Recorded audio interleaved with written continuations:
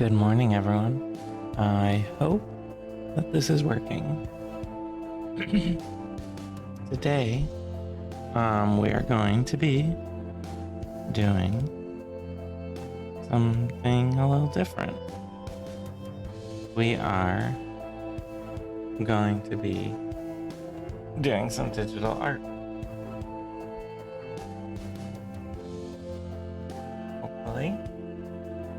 Hopefully it'll all work out.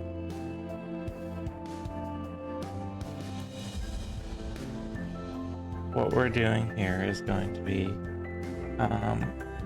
level 5 character art for our D&D characters for our D&D streaming show.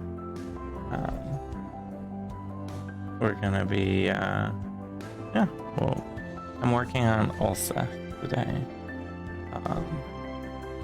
I've actually done Soria already off stream, and I'm not by any means a professional digital artist here, but we're doing a test. Hopefully all the tech is working right today. I'm not 100% sure if it is or not, but hopefully it is. The reason we're doing this is kind of exciting. We got 2 little baby puppies. I mean, yeah, they're a little over 2 months old. And they're a handful. So being down in the painting studio isn't very viable right now. Because I need to periodically take breaks to take them out to pee and all of that fun puppy stuff. So that's why we're trying out something a little different today. And they've been running around all morning. Hopefully they're settling down right now, it looks like, so I might have a good hour or so to get some work done. So what we're looking at today is our ulseth character here, and I'm currently putting in some of the detail work here. Oh, you can probably hear them barking in the background here.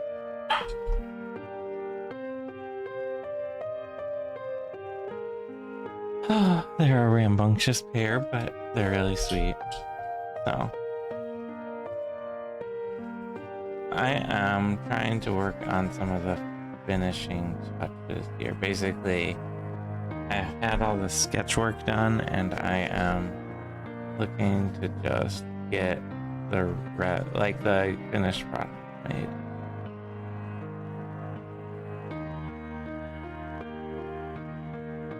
So our new level 5 ulseth wears a lot more heavy armor than our initial ulseth from level 1. So I am trying to reflect that in the character art.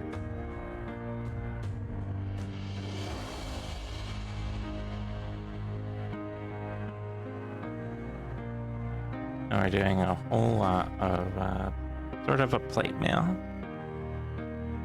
is where we're looking here.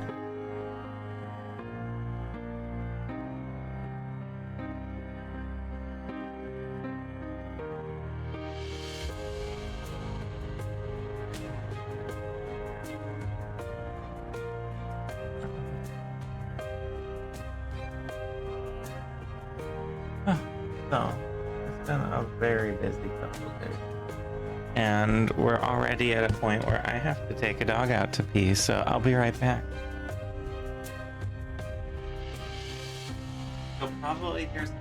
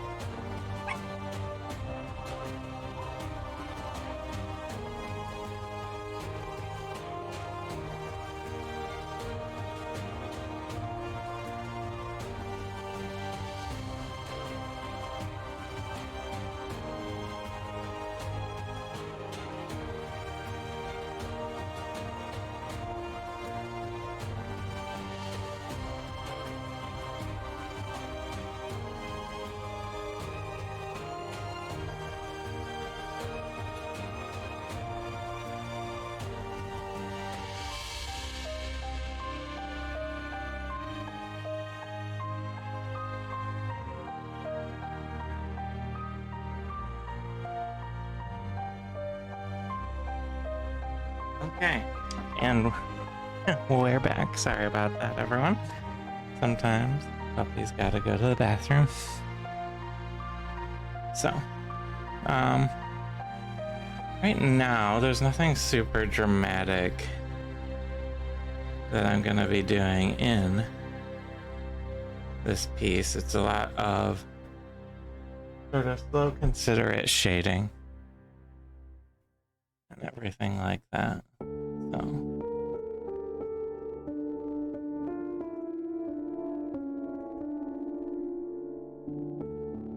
that's all we're gonna be working on today. And we are in a shared room, so Lexi will be joining at some point.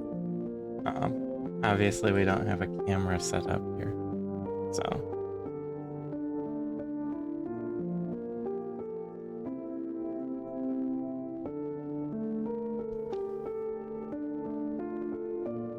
All right. I'm just checking in on the pups periodically. This will be a slightly chaotic stream because of that. And I apologize, but you know, trying to do the best we can. The reason we would normally have my dad doing the painting, but they're out of town this weekend. That's the reason we didn't stream Friday, by the way. We were a little overwhelmed with the puppies. We didn't have this set up yet.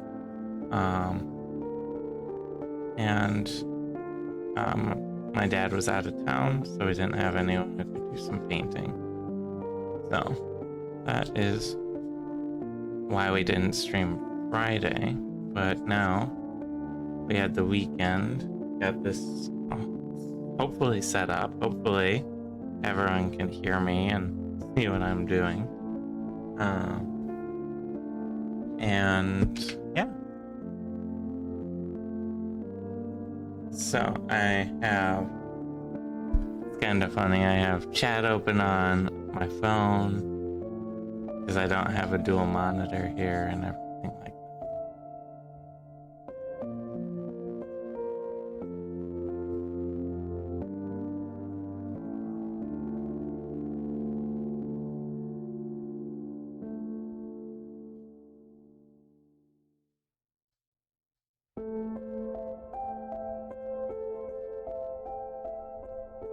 And I'm using a, at this point, very old Wacom drawing tablet that I had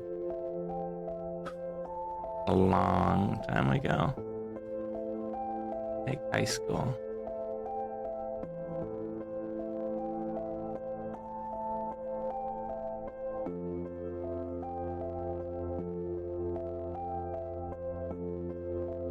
I've had this for ages, but it does the job, and that's all I can ask for.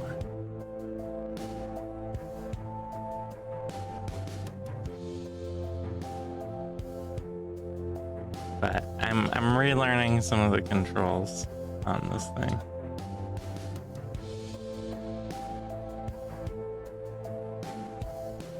And we have the dulcet sounds of puppy wrestling going on behind me. The puppies are two standard poodles.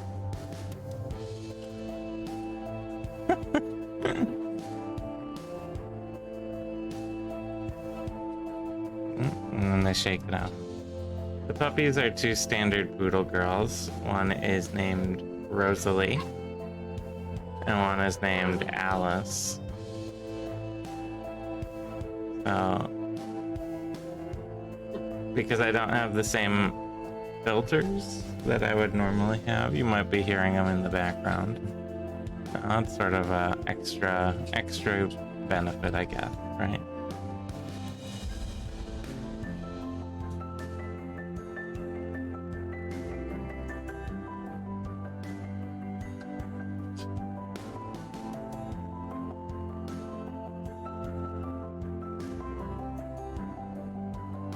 So, let's I have everything really roughly blocked in right now, and then I have this sort of over sketch that I'm going with. Hi. One of the puppies is asking to be on my lap, so just to add a little extra fun and interest to what I'm trying to do, I have a puppy licking my face right now. Too bad we don't have a camera. It's very cute. She's a sweetheart. This is Rose on my lap, and she loves. Okay, he wants to sit on my shoulders apparently. You know what? I might. I don't know what to do with this.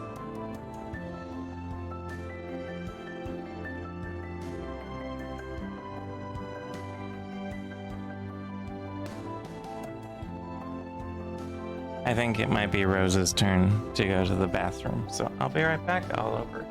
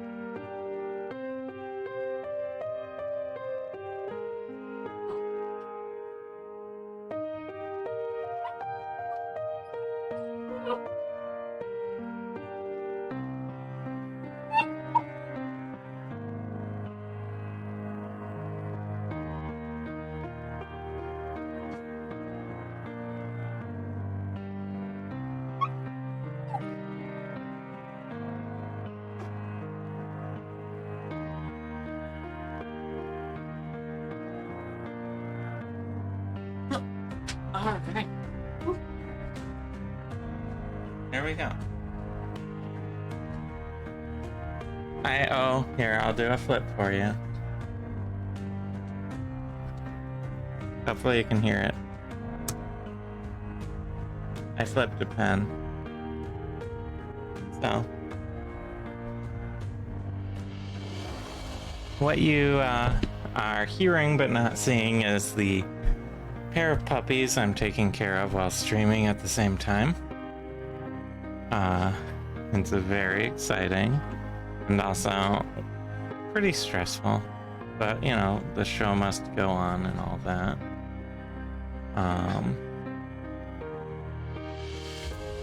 So what I am gonna be doing is laying in a little more color. And like I said, I am not at all a professional at this. I don't pretend to be, but I'm the most artist. Your dog Riley is looking around confused at the little puppy sounds. Aw. Yeah, this is like puppy TV now, right?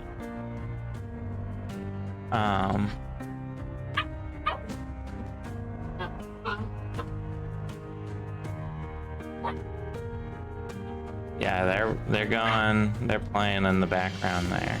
So, if you have any puppies, and I'm sure they're going, what is this?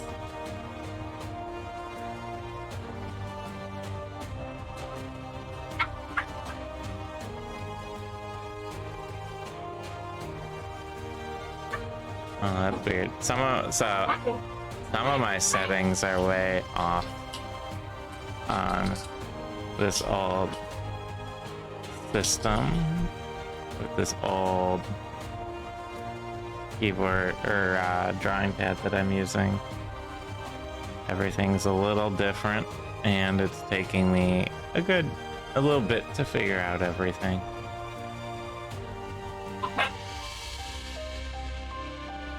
yes, they're adorable, but they are a handful for sure.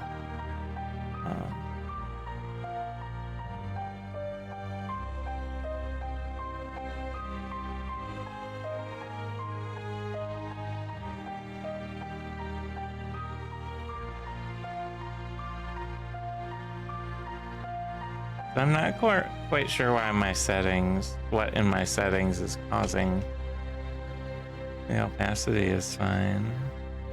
What brush do I have? Ah, that's the problem. Okay. Got it. All right. I had the wrong brush on. It's been a while. A good long while. So right now what I'm doing is just roughing in some color block for the shading.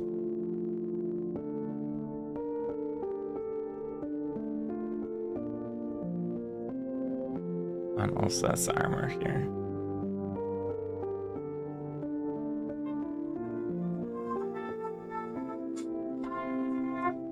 And in this chaotic stream, I'm using my phone in order to see chat, which doesn't stop spam calls from coming in during the stream. So you might have heard my ringtone just now.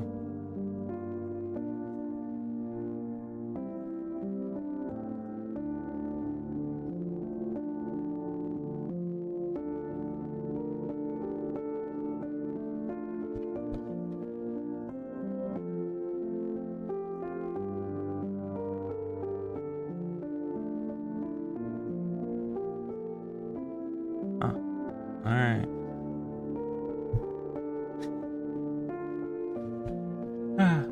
Boy, this is quite the morning. I got the puppies out for the bathroom. They've been running around, eating their breakfast, all of that fun stuff.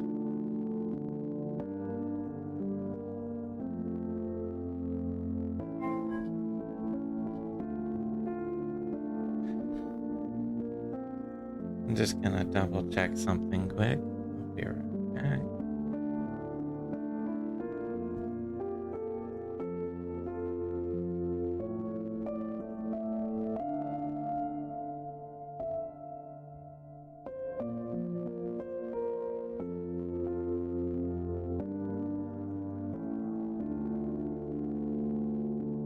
All right.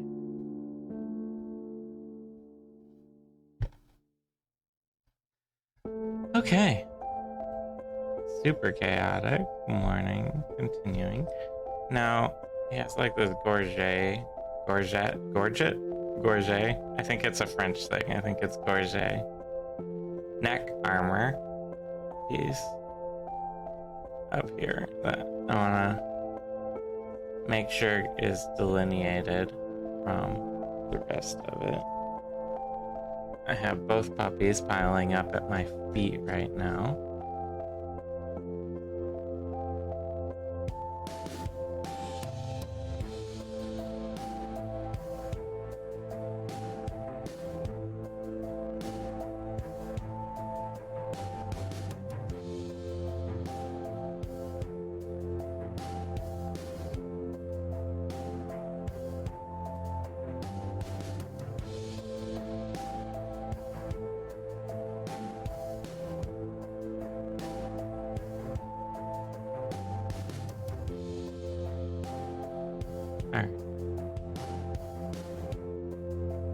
So, part of what you're seeing is my sort of oversketch. This is actually the picture itself.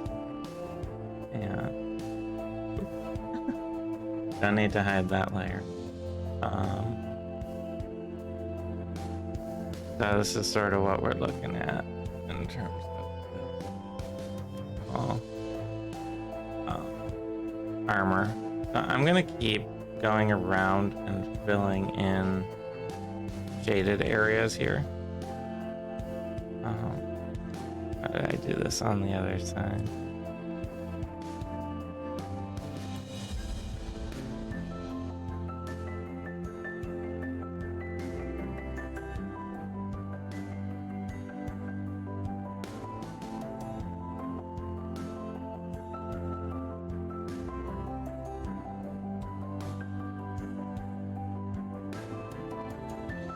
Oh, hi Dungeons and Two Dads, welcome. We're doing sort of an ad hoc stream today.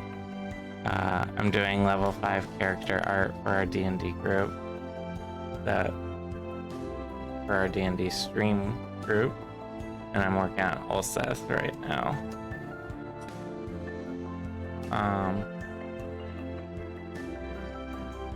Like I said previously here, I'm not a professional artist, so I'm just sort of winging a lot of this, you know, but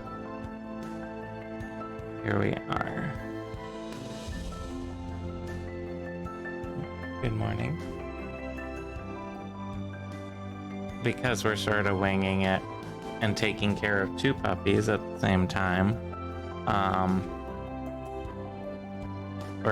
in sort of our shared work / puppy playpen. And so our sound quality probably won't be the best for a little while I do this, but you know, we made do with what we had, and we're gonna keep trying it out until we get it working, because you know, puppies take a lot.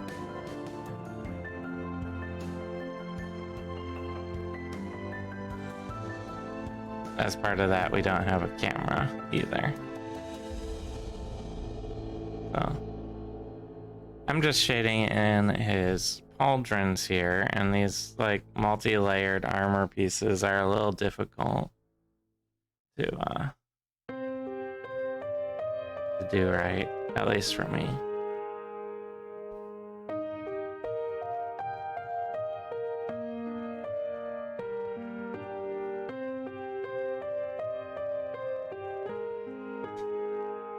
It's been a chaotic morning. We've had some puppy potty breaks already, and we have I don't have a second monitor here, so I have my phone as my chat window, basically. And the only time it doesn't work is when you start getting a phone call from a spam caller in the middle of streaming.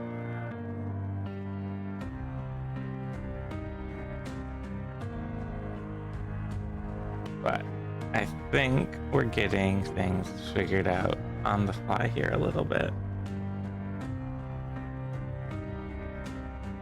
And the puppies are starting to settle down from they had their breakfast, and they have been working off some morning energy all morning. All right, so let's is my... Oh, I see. Huh. Well, thank you for lurking. I just realized that my, because of that phone call, it actually paused my Twitch chat and everything, so I couldn't see what was going on my phone. So, that's something I've learned now.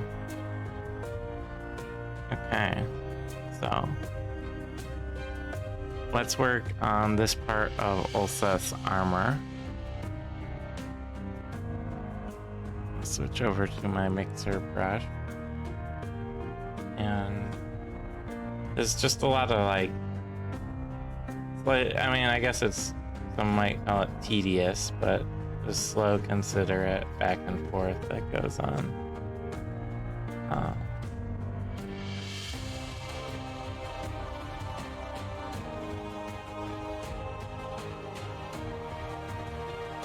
As we get all of this, you know, different color shading into the armor.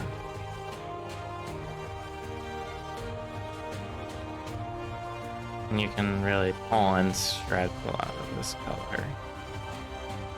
Although it's mostly gray, if we're honest, with the plate mail. When I get to the green clothing and stuff, it might be a little more actively interesting.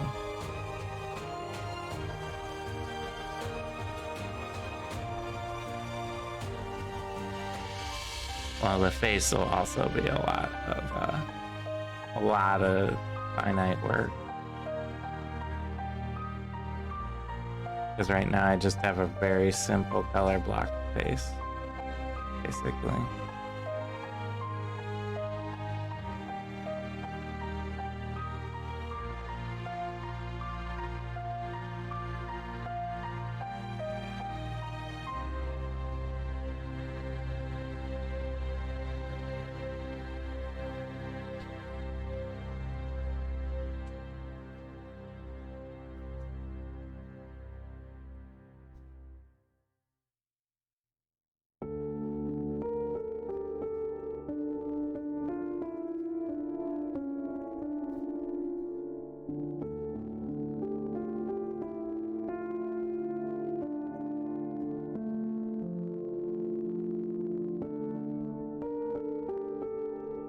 I'm not sure actually how this works, if you can see.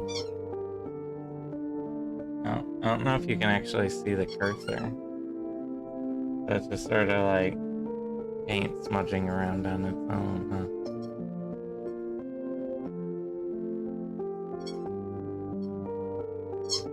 That's pretty interesting.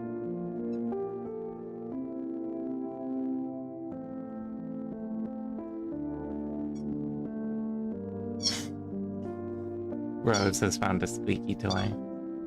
So you're being serenaded with the dulcet tones of puppy squeaky toys.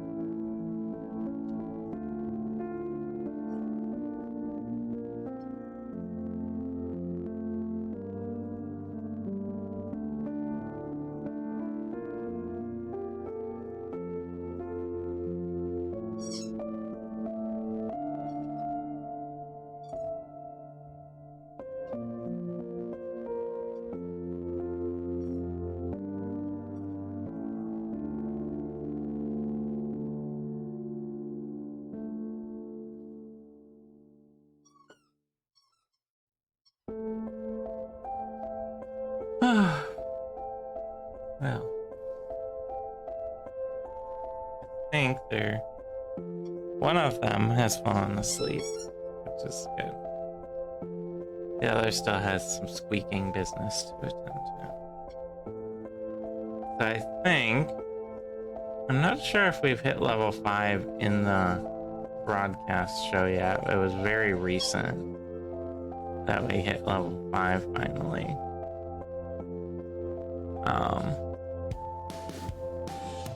It was, I think, the most consequential for 9s in terms of cool stuff, because now he gets to get his Bardic Inspiration dice pool back on a short rest, and receive level 3 spells. So Soria, my druid, got level 3 spells as well, which I've used to good effect. We'll see when that airs. I'm just watching our puppy who's figuring out what a window is right in front of me. It's like, wait, this looks outside? At least that's what it looked like she was piecing together. She might have been looking at the candles on the windowsill, just going, what are these? Can I eat them?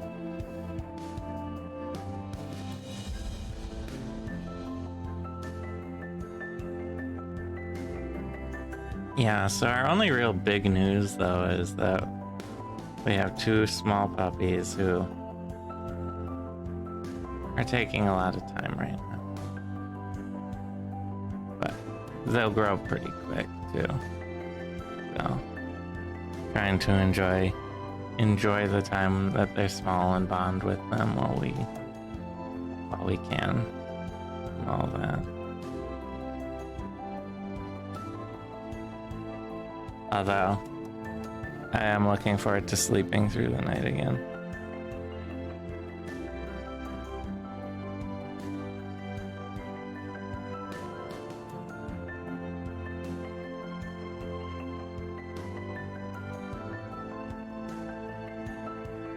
Oh. She's sniffing around. I'm wondering what she's looking for. She's on a mission, clearly.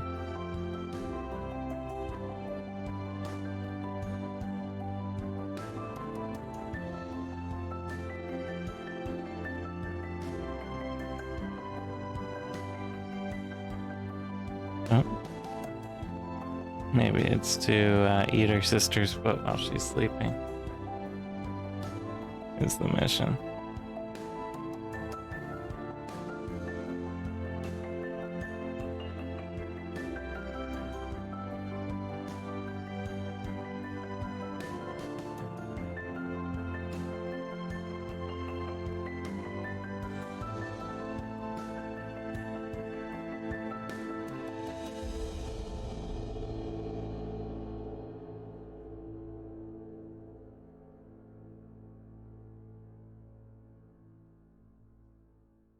I'm gonna try and keep the painting action going here, the digital painting.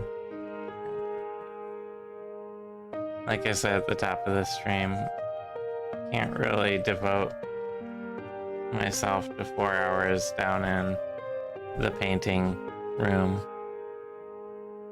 with 2 young puppies, so we might periodically be doing these digital streams, and we just got this set up just yesterday, so hopefully everything's up and running correctly, but we'll see.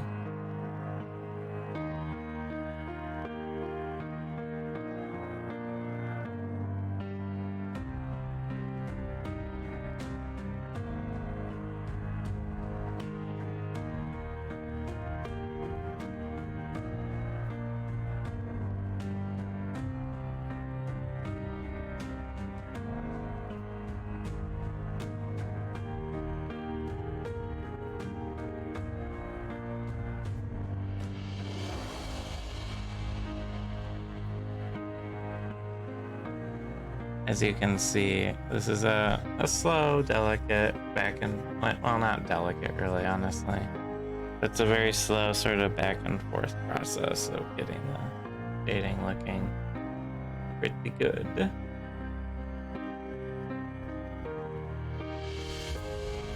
You need a lap time, Rose? I see you circling.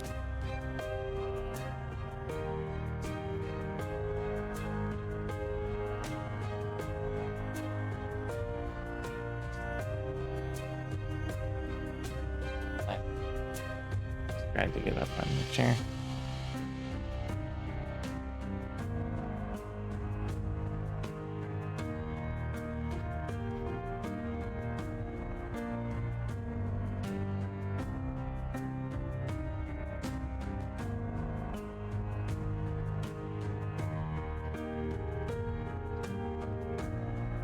What's the matter? He was just whining.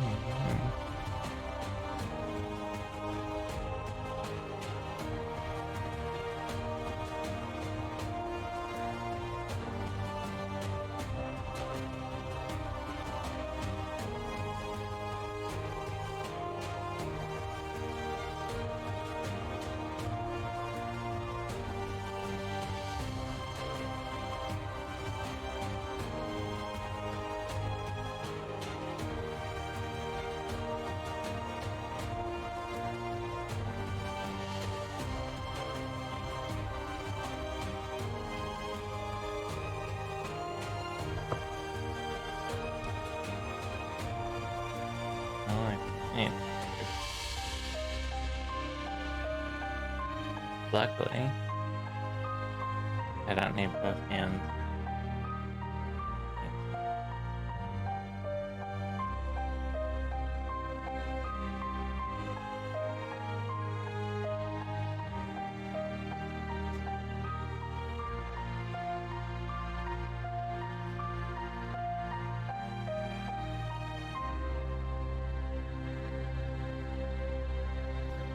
I'm gonna start paring these shadows back a little by taking the light side and mixing it back down into the darker.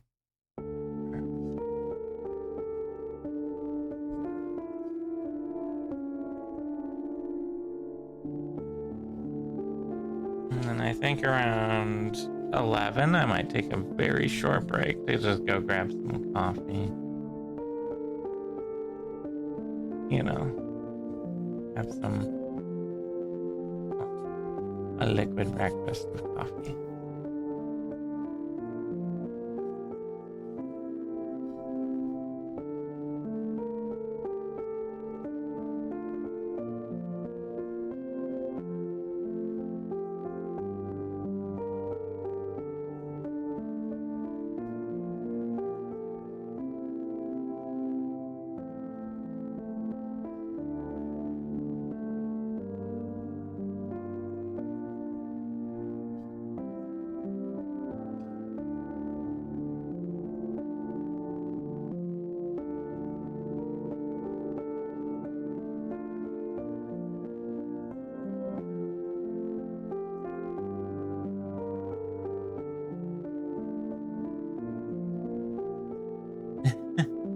Yeah, the phone calls derail the stream even just as a viewer.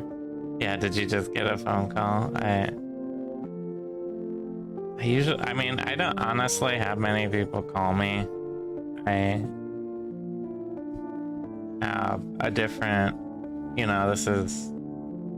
don't stream as my primary job. I have a company that I have started up.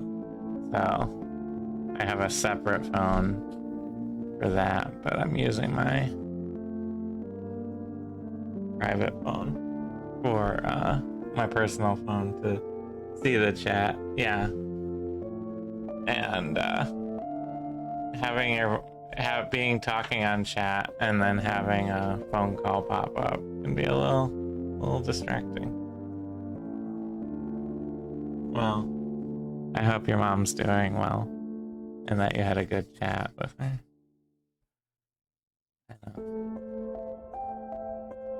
My mom's traveling right now, so but she's supposed to be back home soon. Today.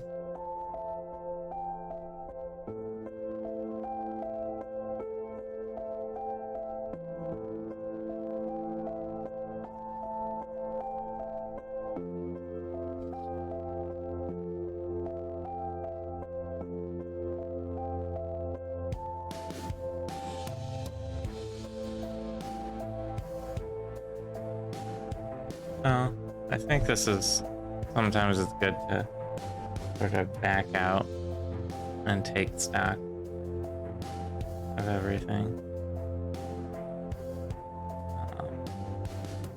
See how it's going along. I'm not honestly very good at doing like hard edge things like, plate mail in this case, but then things like robots and architecture and stuff like that. I'm not very good at not inorganic things, I guess you could say. I'm a little too loose and oh, thank you. Yeah, I'm much more prefer like loose and floaty sort of drawing. And, I'm not a professional artist, but I am the most artsy of our group. So it falls to me to make our character art.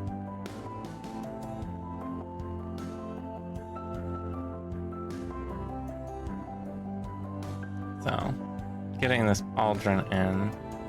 I'll be pretty happy once I get these pauldrons done, because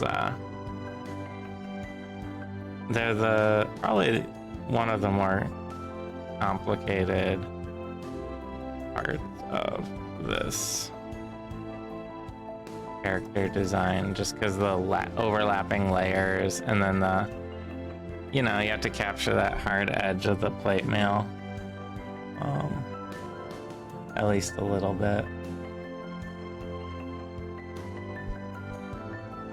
So, and it's really not my forte. Of the art I've done, it's mostly been, yeah, exactly. Practice makes improvement. I like that.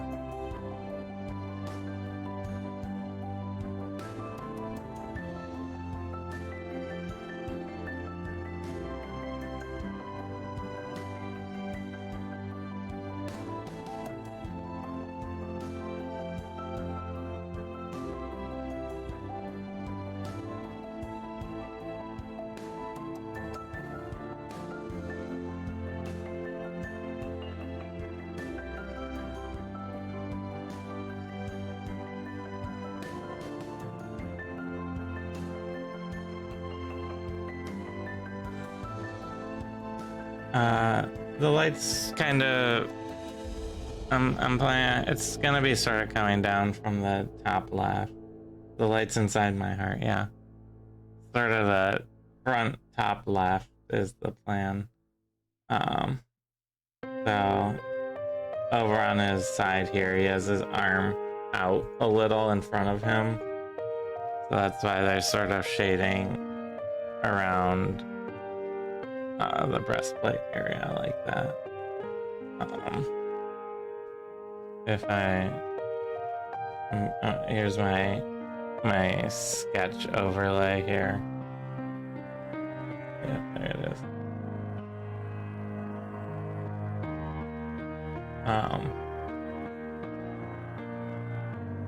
My sort of sketch overlay I'm going for on him with some loose shading lines on the direction I'm going with it.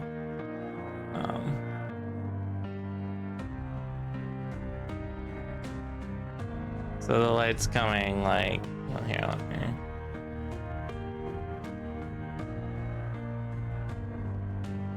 The idea is the light's coming like that.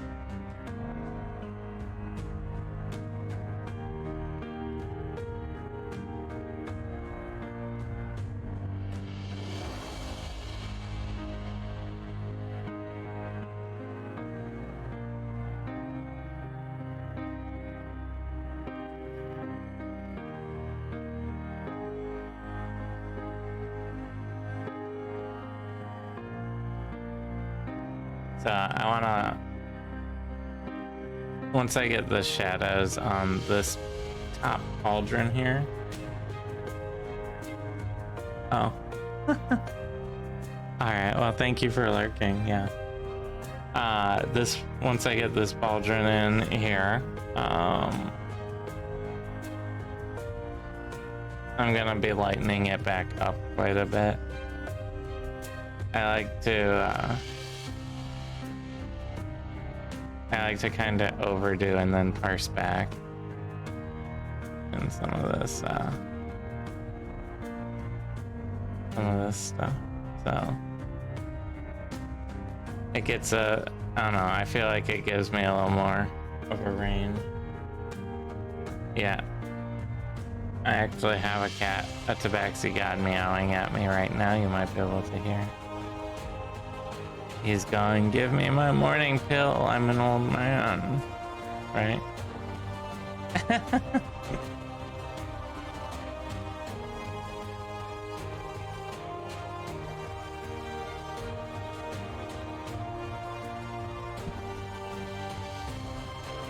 He's our old man cat, who's very grumpy. And he has, I forget what it is. I don't think thyroid is right. He has some sort of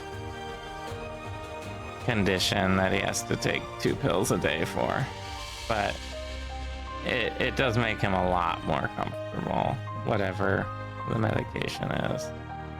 He was a giant jerk for a long time. We think he had like this condition sort of undiagnosed because, you know, we take him in for all his vet visits and stuff, but the levels or whatever and the tests never actually showed up until he got older. Because he's always been kind of a jerk cat, you know, that you're like, yeah, that's fine, you're grumpy. But once he really like mellowed out a lot once he started getting treated for this condition. Although he still has his moments. He's not super pleased with the arrival of the puppies, if we're honest.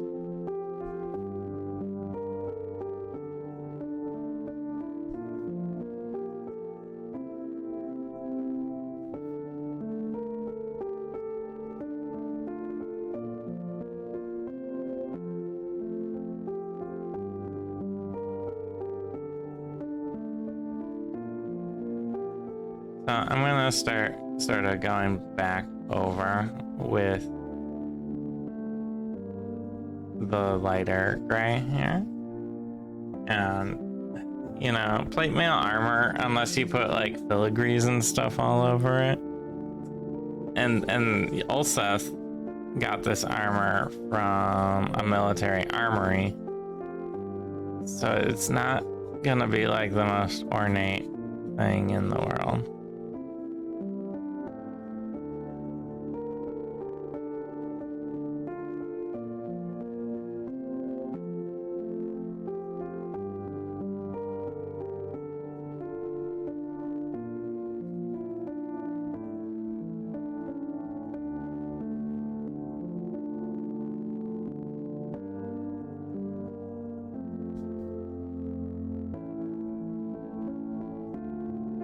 It's fairly utilitarian armor. So that's sort of the look I'm trying to get out of this.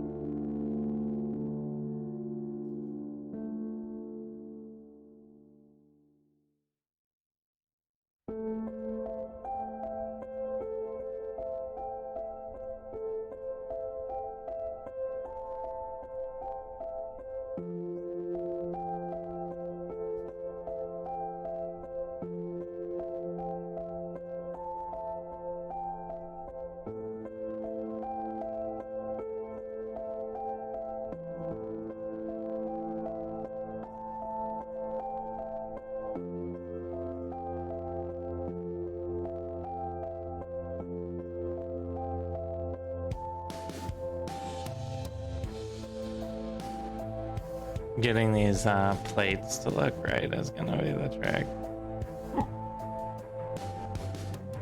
These overlapping plates will be the hard part.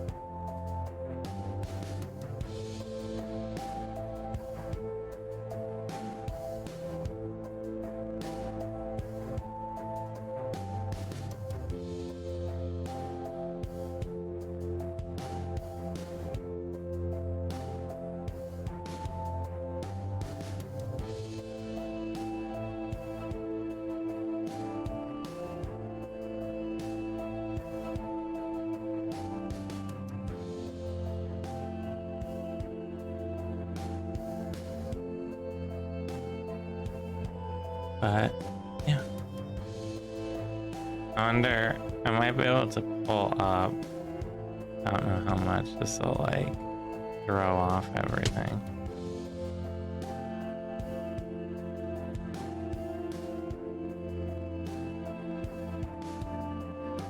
I have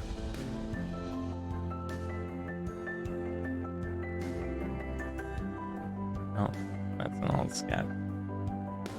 Well, and I have Soria done already. I was hoping that would be the one, but I thought I put it on this computer. Anyway, Soria is all set, and she has been, she's a druid. I have glamored studded leather, so her base form, when she's not shape-shifting and all that, is, she actually has a suit. She has it look like a suit.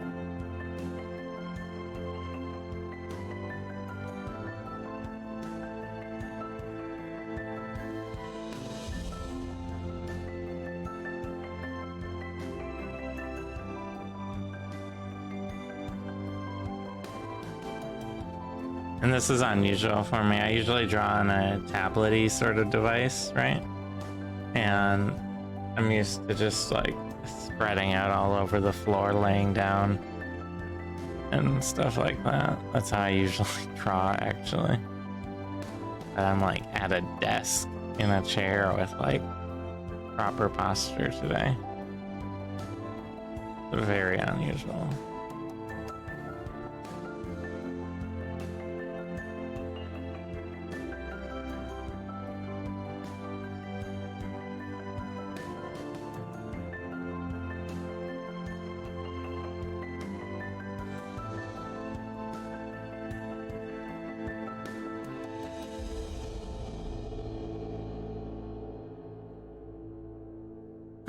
So once we get through Ulseth here, that leaves the best and greatest member of our team to paint.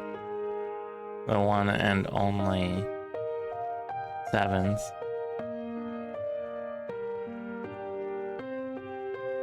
Our baby Boulette. And I guess I might do one for Nines too, but you know. And Nines just got, well, you guys have seen it at this point if you're watching the show. Nines has a very fancy outfit. Bought and paid for by Soria, of course. But, a very fancy gleaming outfit.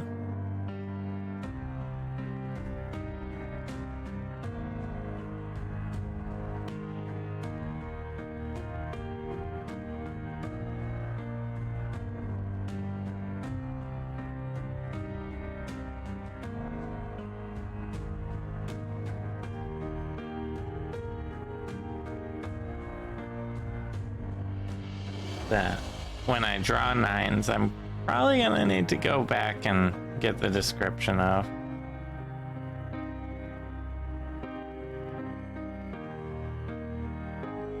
Because Lexi did a beautiful job describing the clothes that we bought for our undercover, well, not undercover, our heist. It was a heist.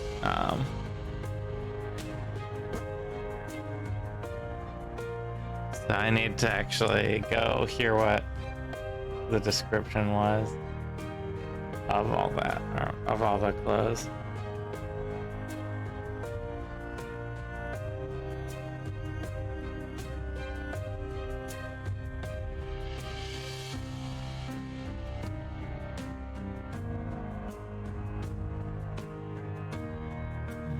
Hey.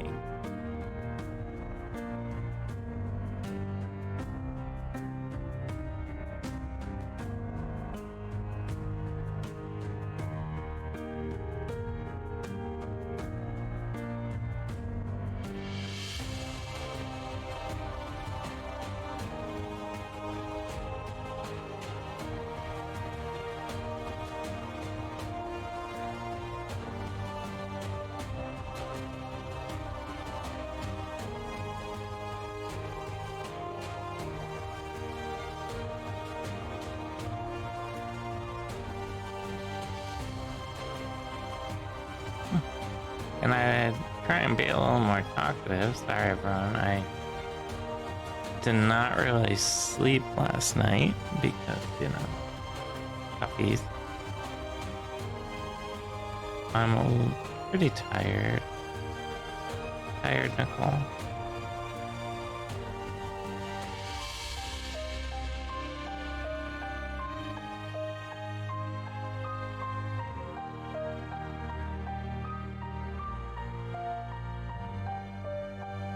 But I think it's we'll sleep when they wake up, when they grow up situation.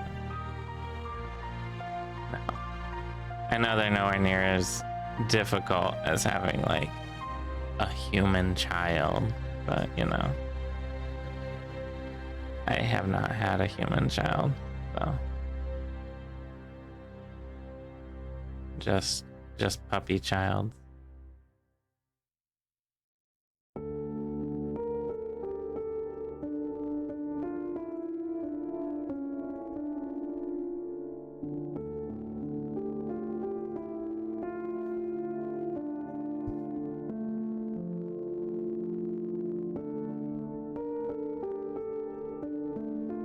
Okay, how are we looking? Not too bad.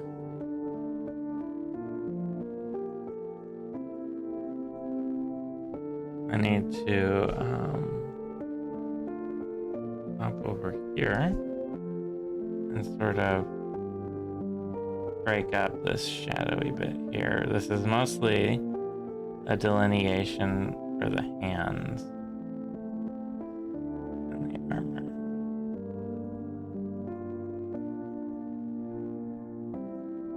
We have very blobby hands right now because there's no shading or color blocking happening on them whatsoever.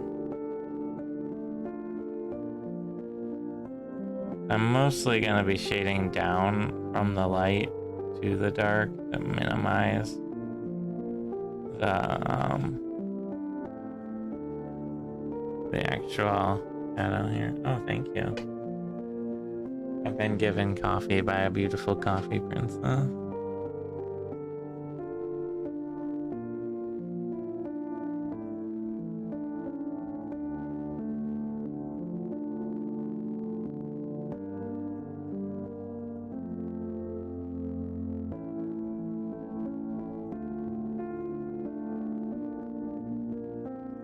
So yeah, we just want a little bit of a dark spot here. Yeah, praise the bringer of coffee, exactly. And welcome, Freedom from Mars. Or Freedom for Mars, sorry. I haven't had my coffee yet. I read the for as a from.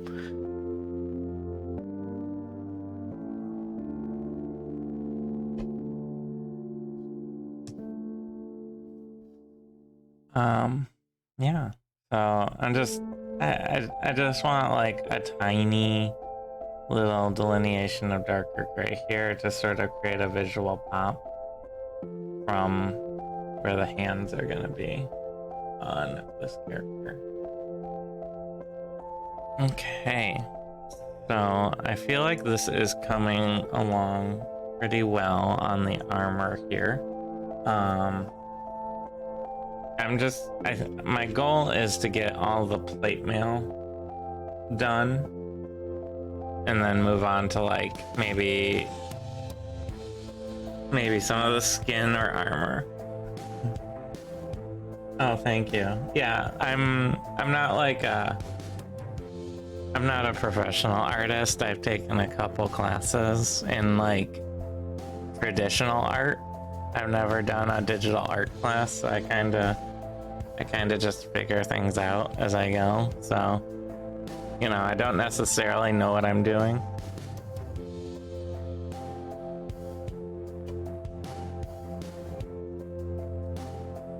I grew up doing, you know, traditional art, so, this is all sort of, figure it out as you go, kinda style here. So, I'm gonna work on these bracers next. I have my little sketch pulled up so I can hopefully see what I'm doing.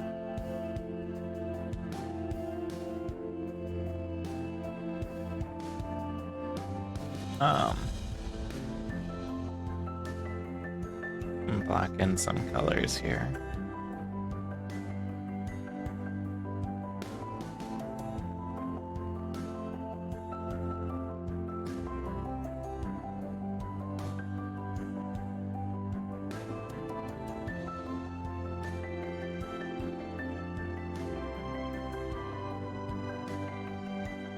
I feel like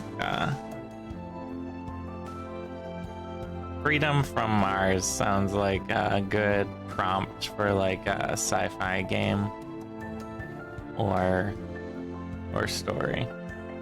Like, you know, you just like one sentence prompt. You're kind of bad at 2D art yourself. Yeah, do you do 3D art? Or do you just sort of, yeah, I don't know. I've wanted to try doing 3D rendering for like for 3D prints. I wanted to try and dip my hand into that at some point. Maybe someday here.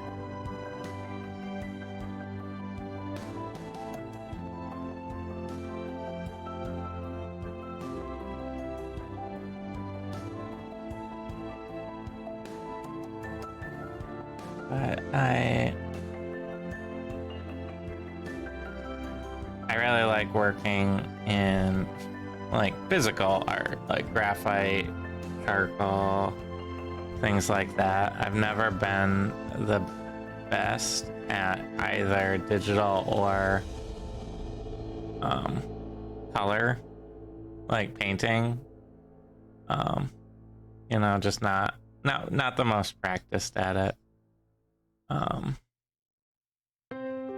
Charcoal's my 3D hard surface modeling, some sculpting lately too, terrain bits and machinery. That's pretty cool. I'm really bad at like machinery and stuff like that. Like I like to work more organically, so this plate mail has been pretty hard for me. Because you know, you have to ideally have sort of a hard surface look to the plate mail, and I'm not the most inclined towards that, so that's pretty cool.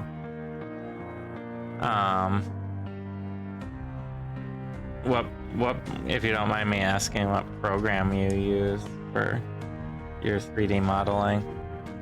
Because it is something I'm curious at getting into. I know there's Blender, which is the free one, and I imagine for hard surface modeling it'd be pretty good. I found it super unintuitive for my brain, but I know it has like a bajillion tools in it.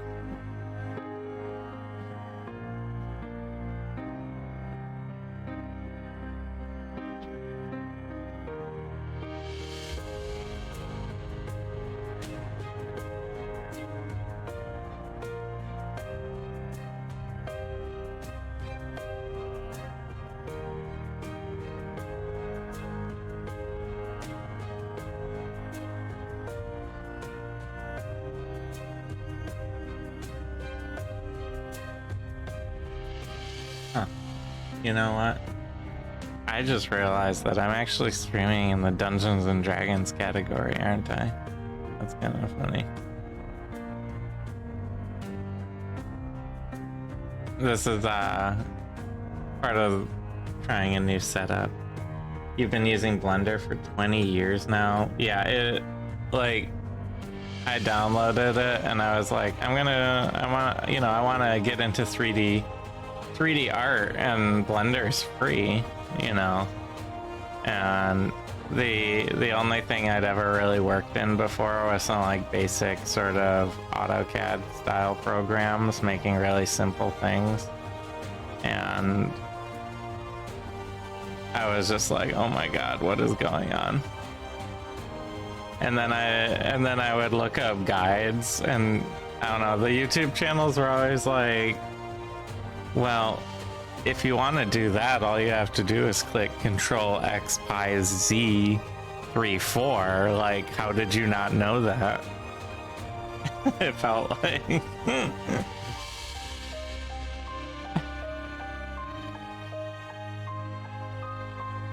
Because, you know, you know this, I'm sure, being in it for 20 years. Every system has its own set of hotkeys and everything like that for making things a lot easier.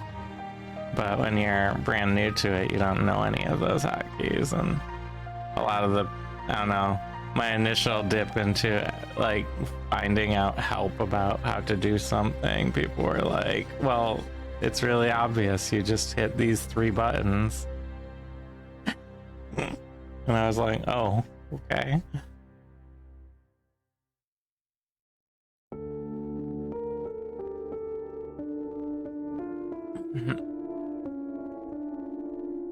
Since I'm more into like the organic sculpting sort of thing, I've been sort of looking at ZBrush, but I also like know it's super expensive. You know, I think what I'd like to do is make Dungeons and Dragons minis with it, and I've heard people say that it's good, but I've never, you know, really, I don't know if it's worth the investment compared to Blender or something like sculpting.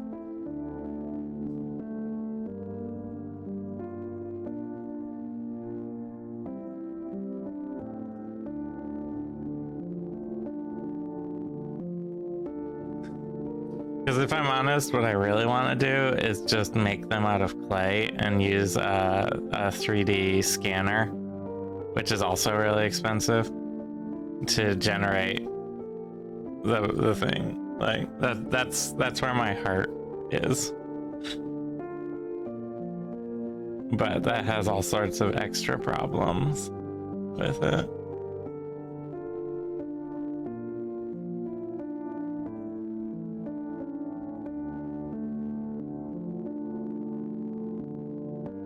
Because we're getting we have filament deposit printers that we use for terrain pieces for D&D.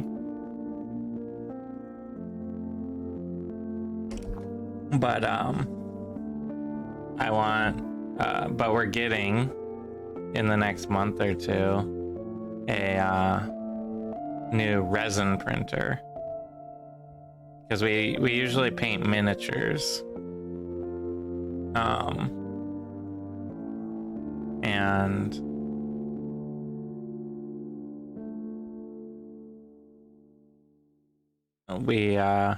I'd like to be able to design miniatures. Let's see here. Blender can do so much, but it has so much stuff you don't need that if you want to do one specific thing, if you want to get into sculpting, it's actually pretty straightforward and you don't need to deal with most of it to get some basic stuff. If you want to get some pointers, I could show you around a bit, at least the technical part. I'm no good at character design myself, but there's a lot of other guys for that. Most of it applies regardless of software. I mean, yeah, we have a Discord for our channel that if you want, I'm not sure if I have a link right off the bat here, but maybe one of our viewers can post a link. Yeah, I wouldn't mind getting a little sense of what I'm doing, because I know I need to strip away like all of the... Oh, you're in there already. Sorry, I am slow this morning. Yeah, maybe you can share some stuff with me on it, in their Discord after the stream, because if I can avoid paying ZBrush $1 million, I would like to.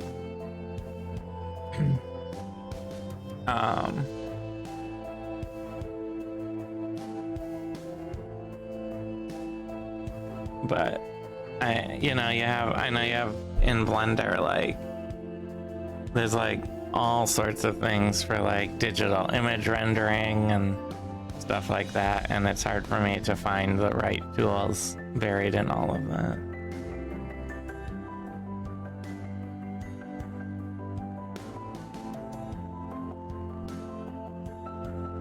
Just undo some of that.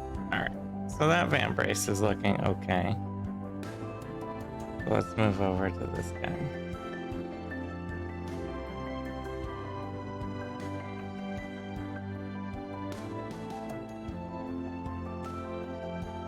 So, light sky from here, so we're gonna need fading here.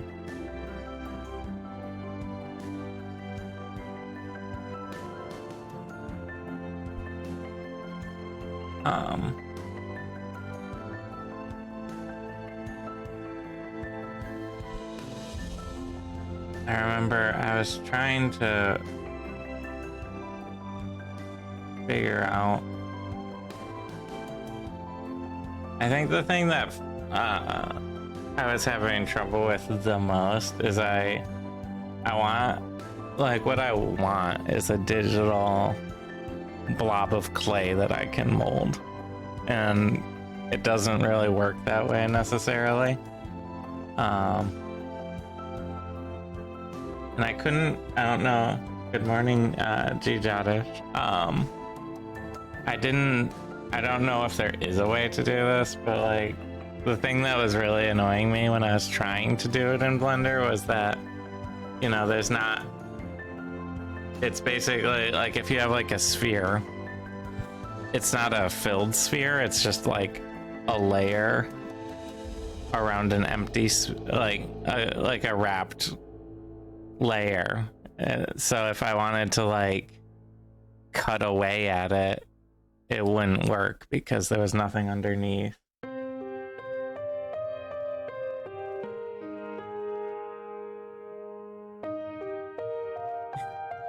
Sometimes the tabaxi god giveth dead birds. Yes, that's why you should always keep your cats indoors. They kill a lot of birds, and it's not good. Because I really like birds.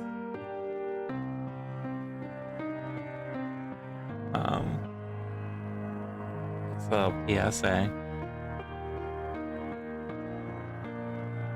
They're very good at killing birds, and birds should be safe.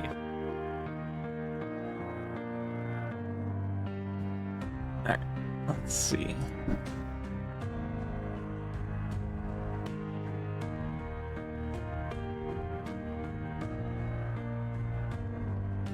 Oh, there's tools to do that? Okay.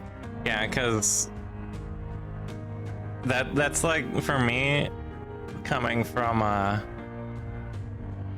background in doing, traditional physical art, that's the part that's like the hardest for me to wrap my head around, is that like in all of these mesh-based modelers, it's just like planes. Rather than like actual physical things.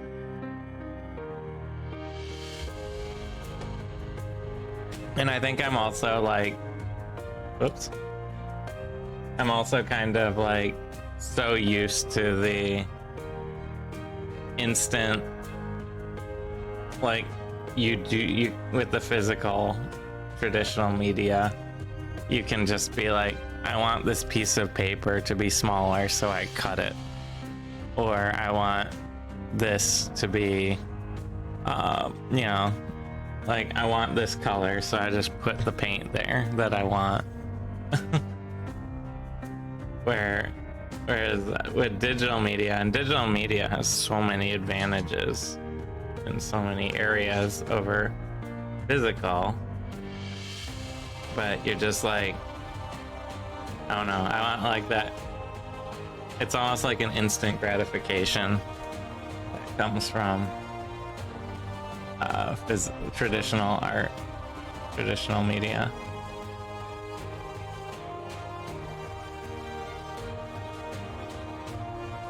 What I struggle with the most, doing something like digital art, like I'm doing now.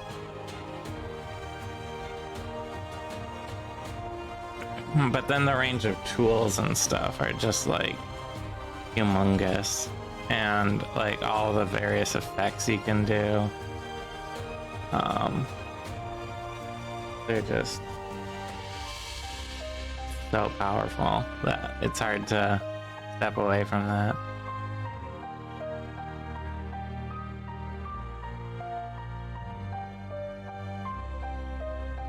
But I don't know. Maybe because of my inclinations, I should just buy clay and make actual minis, well, larger minis, and then digitally scan them. But digital scanners start at like $1,000, and I don't want to. It's a lot. At least like reasonable digital scanners, 3D scanners.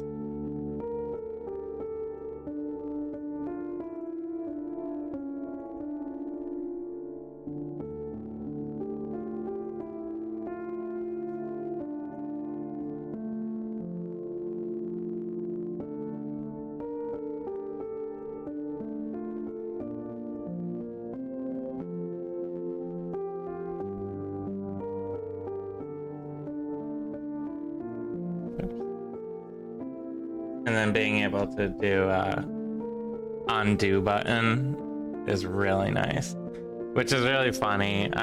When I switch between digital and physical art, I will carry over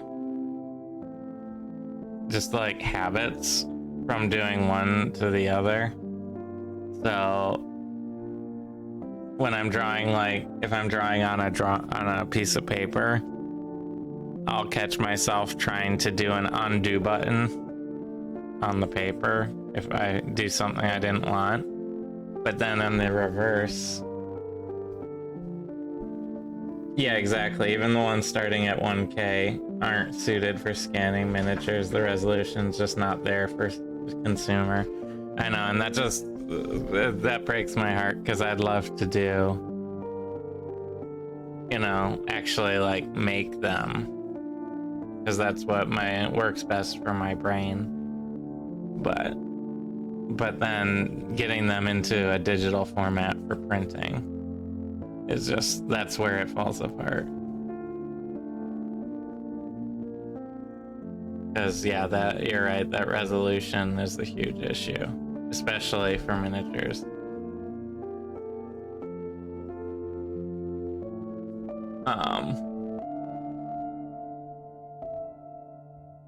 I forget what I was saying, but that's okay.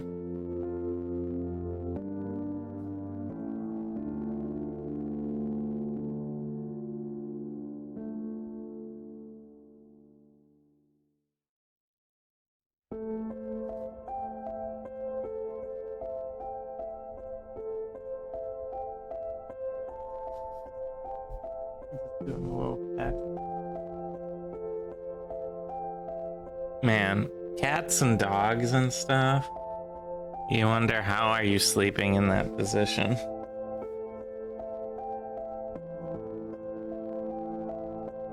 Like, if I slept like this dog is sleeping right now, I don't think I could ever walk again. I would have liquefied my spine.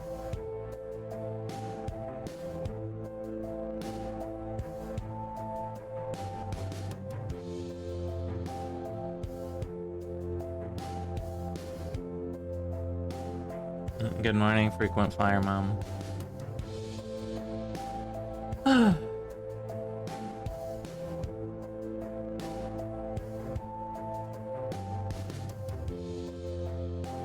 I think. And for a little while, we might actually do we'll refine this format a little. This is a very experimental format that I'm doing this morning. So I'm hoping everything's working out okay.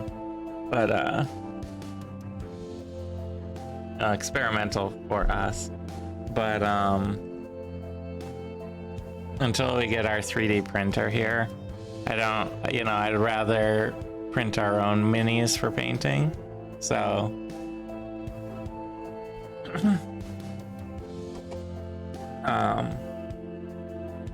rather than buying them. So we might be doing this and terrain uses for a little while. Because we 3D print our terrain for our show. And we're coming up on assembling a whole bunch of them. So there'll be some that need to get painted. And those will probably be painted on the show in the near future here.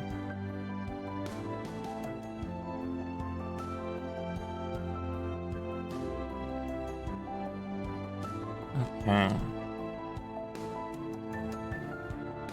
See how we're coming along. So one thing I'm gonna need to do is on ulseth's sword down here. There's actually, I have like, you can maybe see it in the sketch, I have it covered in runes.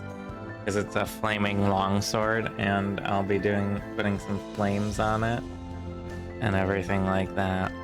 But I find the plate mail armor the most boring, tedious part of the whole piece, so I'm trying to just get those done first.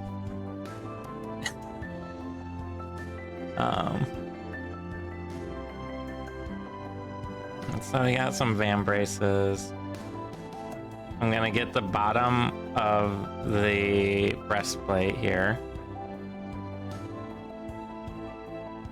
which is gonna be a lot darker because it is mostly shadowed by the arms and sword and everything.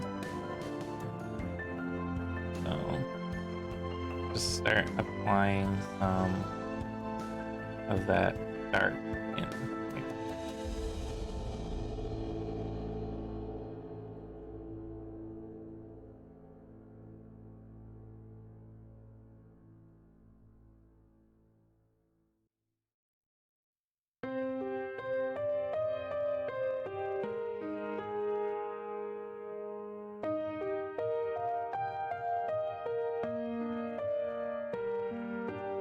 Just getting in the color loosely.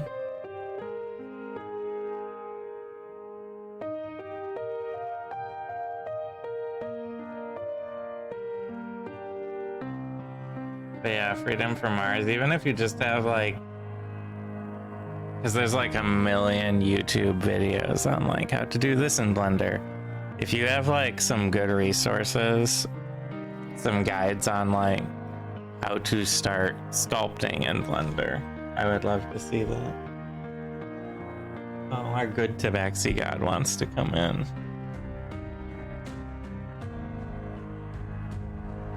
We have two Tabaxi gods, good and evil.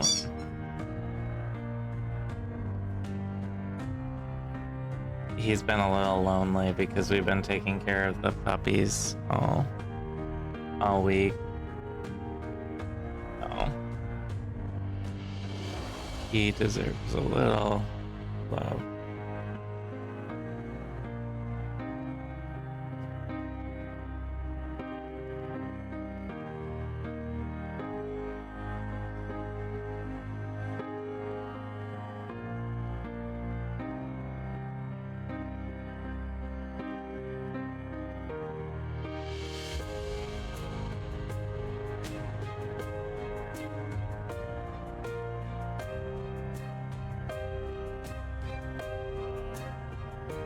It's kind of funny when you see these things, at least the way I do it. I don't know if this is how professional digital artists do this at all, honestly, but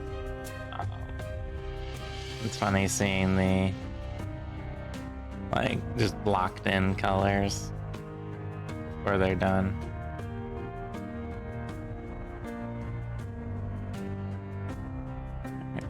Oops, wrong tool. There we go.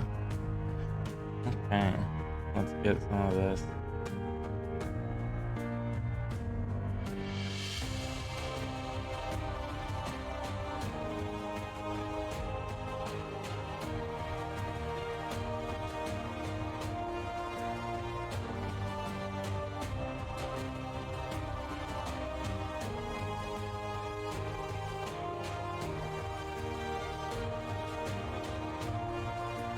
And we might, I think the plan is to use these to update our opening video where we have the character art and everything. So I'm gonna keep them on a transparent background and everything, and not give them a background per se, at least initially.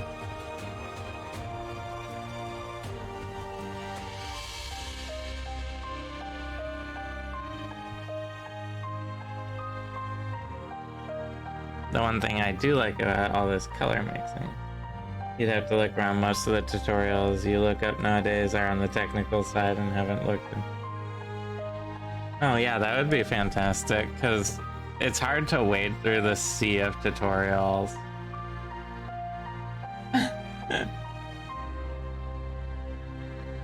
Okay, well that's true. Thank you, Dungeons and Doodads.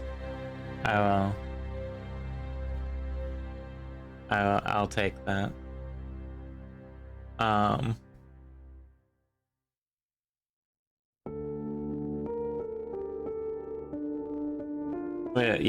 With Blender tutorials, it's like really hard to find exactly what you need, at least for me.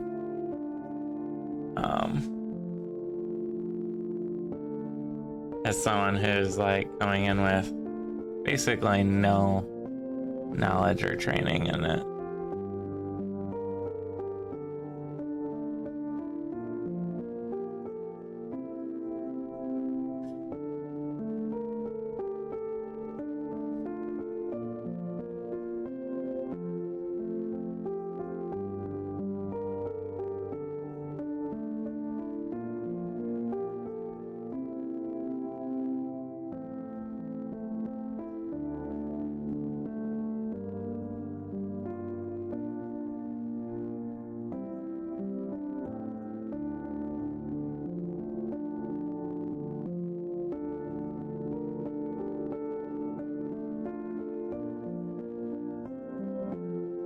So,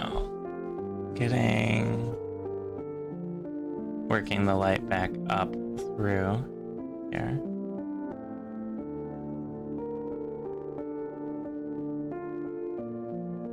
The hands will always be an interesting, tricky part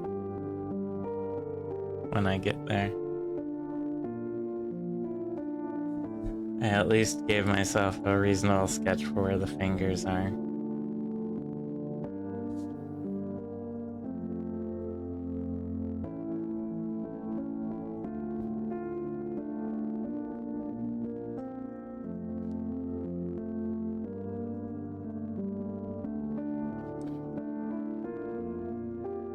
I think the best thing I have for my desk is a cup warmer. I have I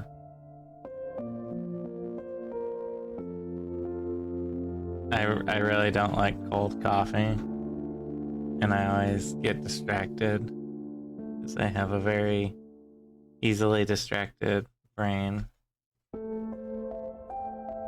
and then I end up with cold coffee every morning. So having a cup warmer has been very nice.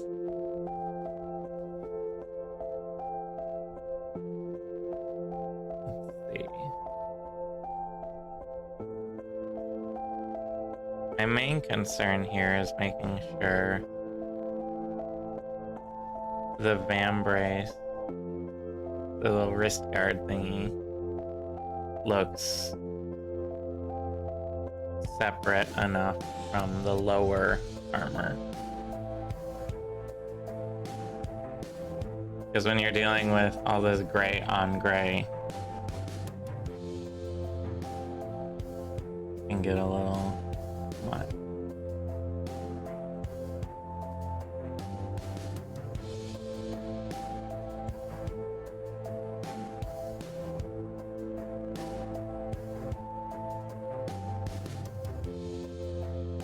I'm excited we're almost through August because September 1st is officially the start of Halloween.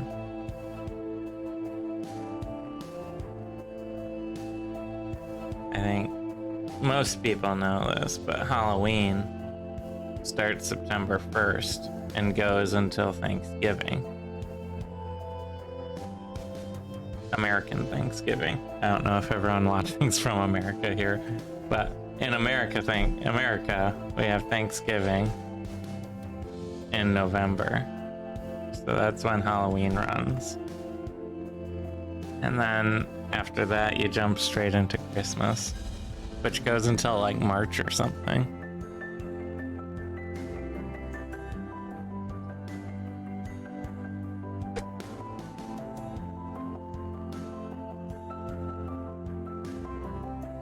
Okay, I think that looks clear enough that that's a separate part.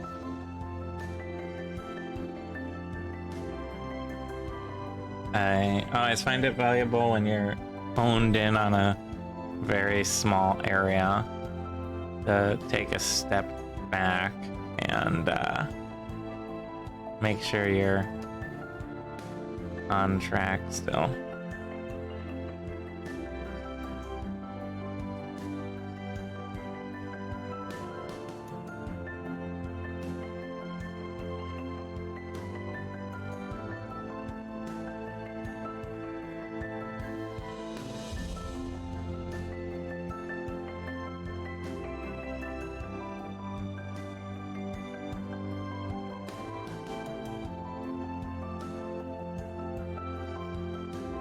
What's kind of fun is I have like my sketches for this. I think I did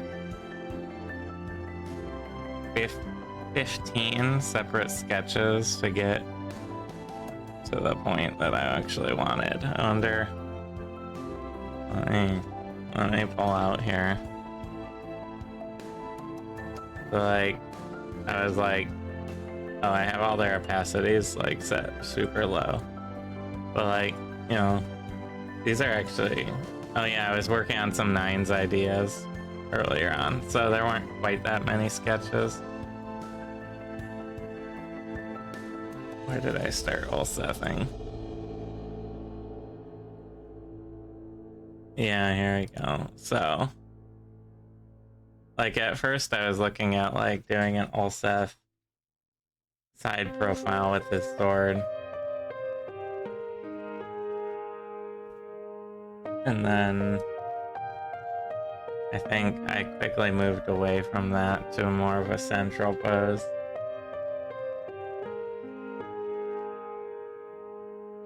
And then I started like building up the concept.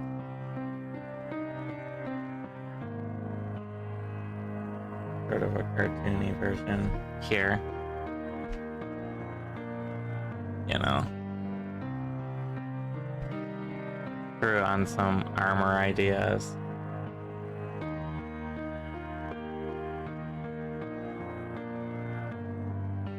Some just playing around with various details and ideas. I think I started pulling back and refining there. Like that, and then, you know, I eventually developed this sort of line art concept. Oh, cool! You're in Germany. That's nice. My brother lives in Germany, so, and I've been to Germany a couple times. Berlin and mostly Berlin, but you know, I've been to Marburg for school. Munich, you know, around various parts of Germany, except for the southwest. I haven't been to southwest Germany.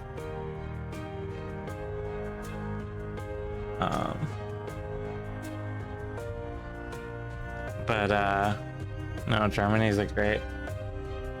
Yeah, but not much for Halloween other than imported in some of the larger cities.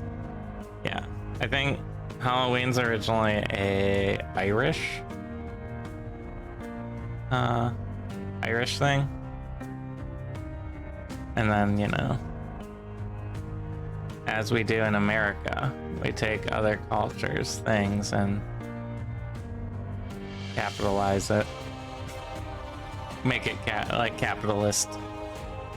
Try and make money off of it. But, you know, I like it. It's fun. There's candy.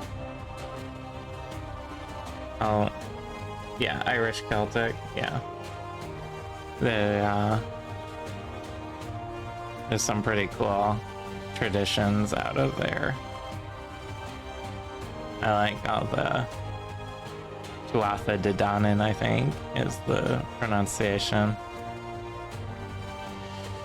With like the fairy realms and stuff like that. Well, I mean, I'm a little biased though. I play a druid who is like all tied to the Feywild and stuff, so, you know, I have to be a little biased towards fairy-based cultures, right? Mythologies.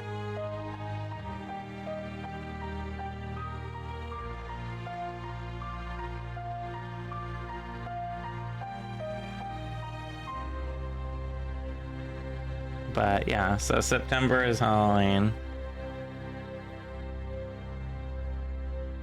through part of November.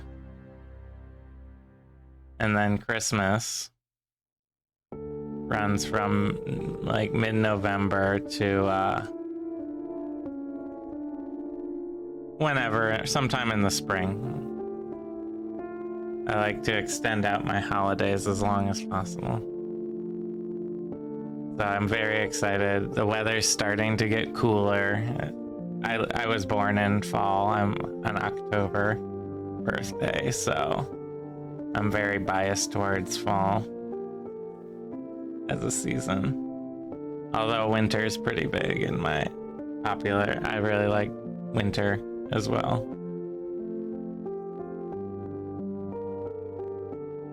Summer I could do without, so.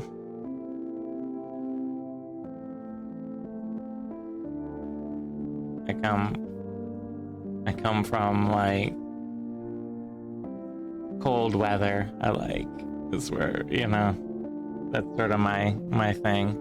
I always say you can add more layers of clothing, but at a certain point you can't remove anymore.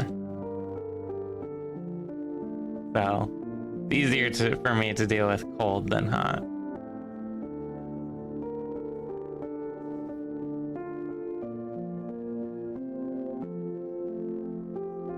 Wow.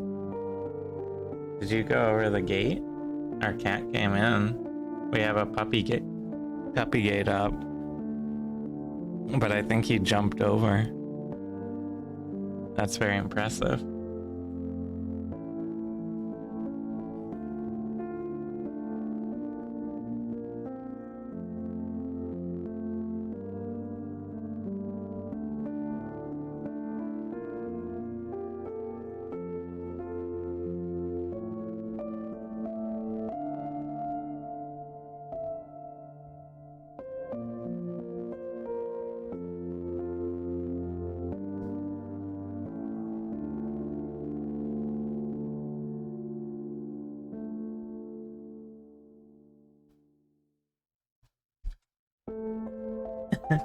Springtime's your favorite time?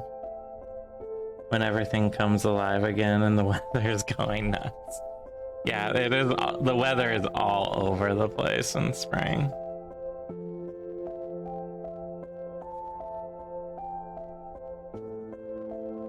I live in Michigan, and Michigan is fairly similar, you know, in a broad sense, to Germany's weather.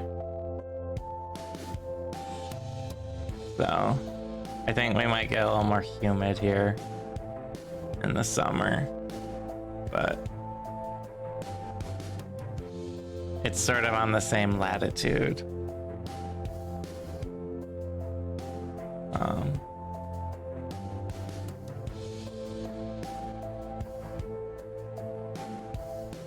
and you know, spring's pretty good. Basically, if I could have like fall, winter, spring, and then 2 weeks of summer, and then right back into fall, winter, spring again, I would really like that. Because I think after, you know, the warm weather is really nice for about 2 weeks, and then you're kind of done with it. At least I am. I'm kind of done with it after about 2 weeks. But it just keeps going on, and it's not getting any better with global warming.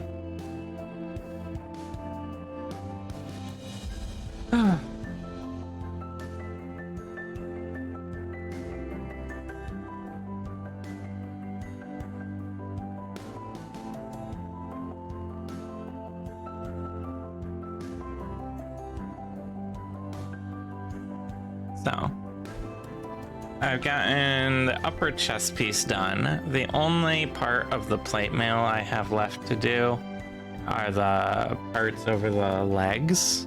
Hopefully that won't take too terribly long.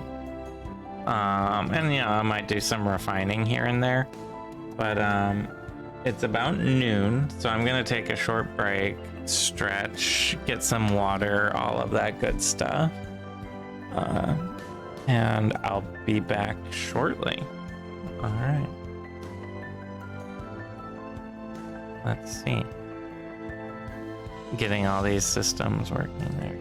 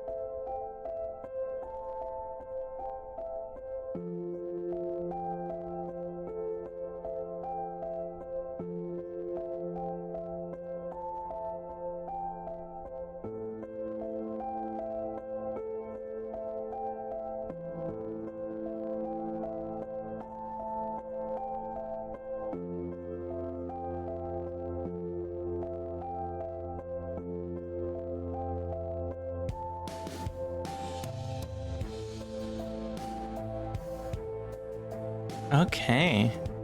And we are back. Let me just make sure everything is up and running. Alright, it looks good. New setup, new attempt at something.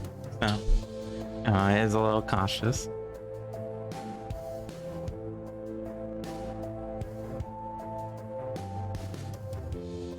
So something I think I might do, just based on a quick observation of how things are going, is I think his right shoulder, which is on the left here, from our perspective, looks a little better than his left shoulder. And I think the reason is it looks a little crisper on the dark lines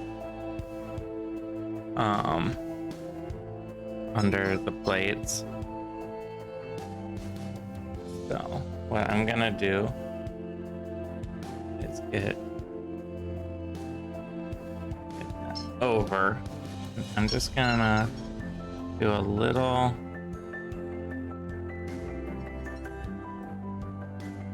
lightening of these plates here, just to make this edge a little more crisp.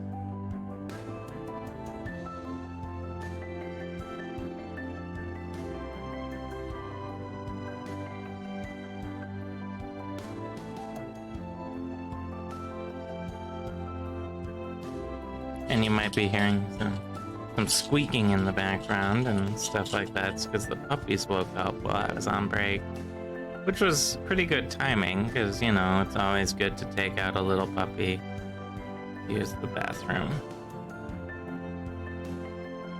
right when they wake up. So, well-timed feast.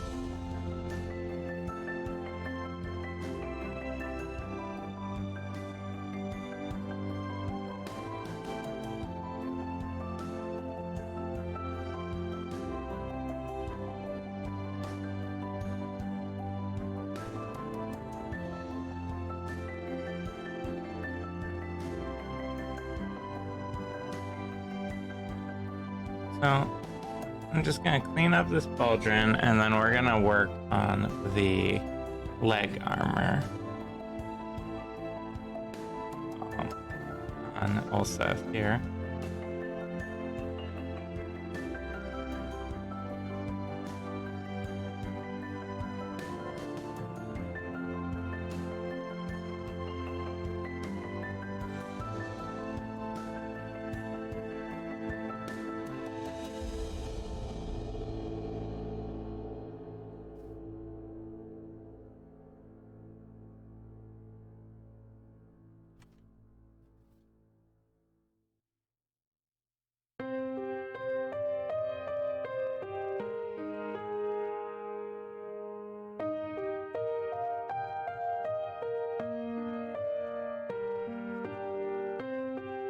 We'll probably end up doing the sword last, but that's okay because the sword is gonna be like the showstopper piece, I think. He got this very powerful sword, a flame tongue. Is it a flaming longsword? A flame tongue longsword? I'm blanking on it this second, but he got it in a pirate's tomb that we raided. A very famous pirate named Ira. We discovered the tomb and went in adventuring. I ended up getting, I think my biggest, most used magic item out of there was the bag of holding, which I love and use constantly. And Ulseth's big magic item was this flame tongue longsword, which it's very powerful unless you're fighting things that are immune to fire, because it adds an extra 2d6 fire damage when it's turned on, and it's like a ever-burning torch as a little side benefit.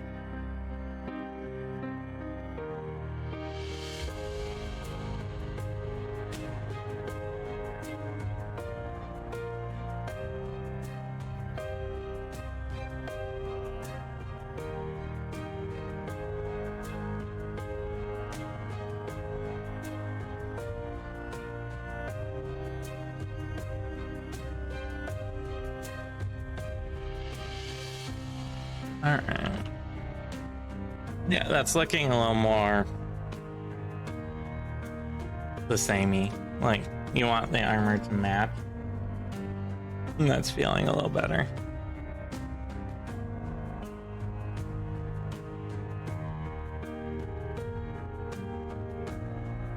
So our next section is the legs. Specifically the leg armor. And then once I get that, the armor will be finished. The plate mail armor. So I'm gonna color block in both sides first.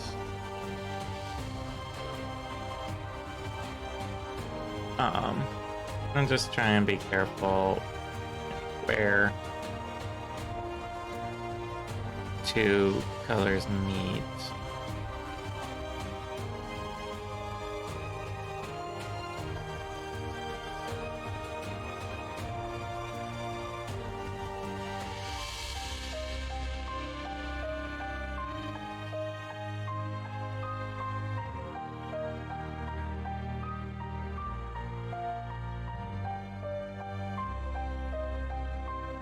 But his flame tongue longsword here is definitely like the big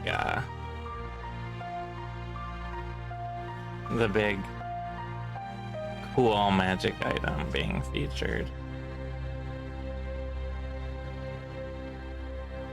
So I wanted to put it sort of front and center in his character art, because he'll probably end up using that for pretty much like the rest of the campaign, honestly. It's so good.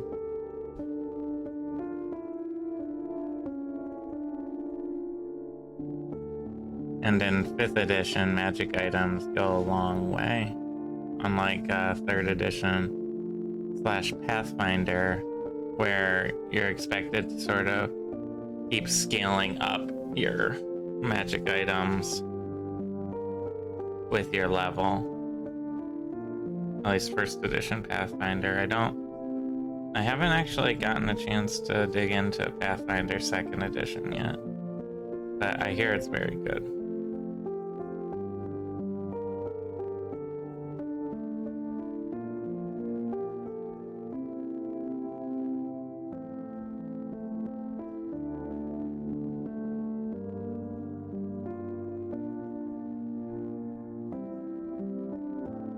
Alright, so I want to get the underside of this plate sort of denoted, kind of roughed in.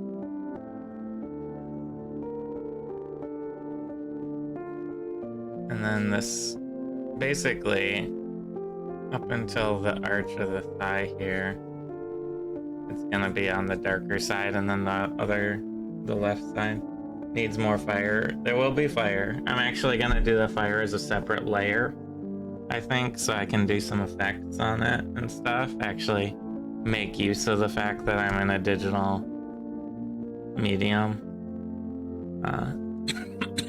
Excuse me, that's my thought process, at least.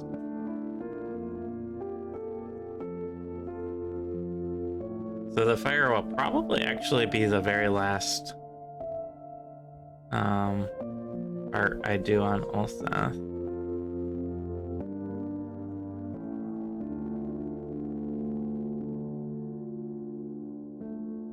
You know, I might do like some gradienting or something similar.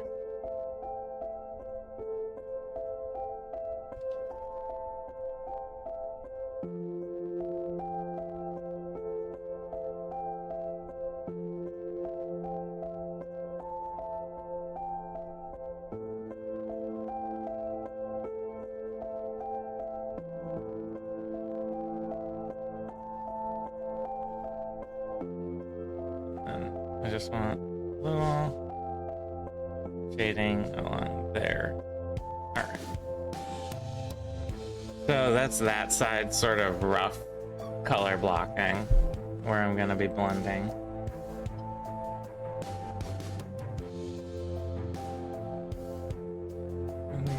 eyes be less in the shadows than if there's going to be a light source?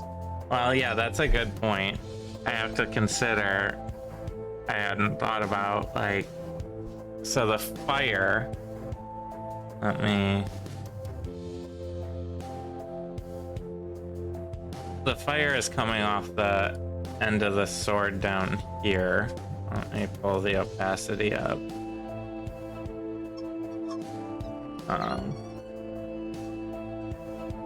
So we sort of have, in the design concept,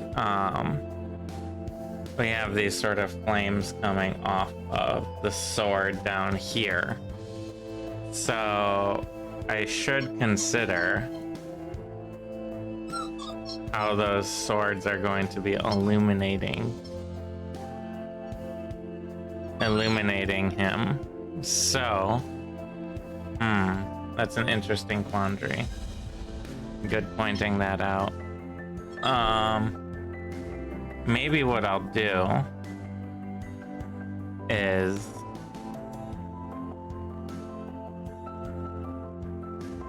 I could do an extra layer for the fire light source, and actually use put like a yellow glow, or like a yellow red glow of light over the armor, which will sort of bring back up from the shadows, and it'll let me control it a little better. So, yeah.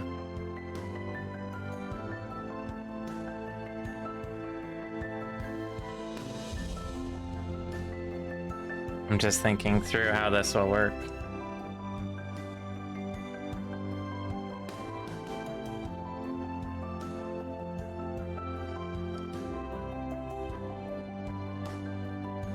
Because most of the fire is down here, but it will reach up past the knees in terms of light. Yeah, so what I think I'm gonna do, I agree, it's not gonna be the brightest source because he's standing in daylight, ostensibly. But, so what I think I'm gonna do is draw him as if the fire, I can actually do two versions. This will be kind of cool.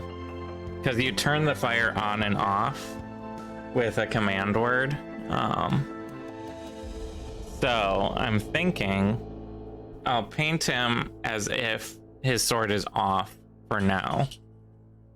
And then I can make a non-lit sword version. Save it like that. And then when I do the fire effect on a new layer, I will also include some light blooming effects on like the legs especially, and then I can have a separate version for him with his sword on, and that might actually be pretty cool because in the opening we could do like a crossfade, so his sword actually lights up mid-opening. Yeah, I like that idea. So thank you everyone for pointing that out. Especially Freedom from Mars, I think. Yeah, you're the one who pointed it out. So thank you for that, because I think that'll actually be really cool. So what I'm gonna do right now is keep making the non-fire version. And then I can create a separate fire, including the lighting effect.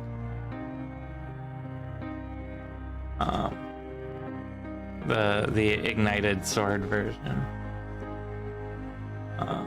which should be pretty neat, hopefully.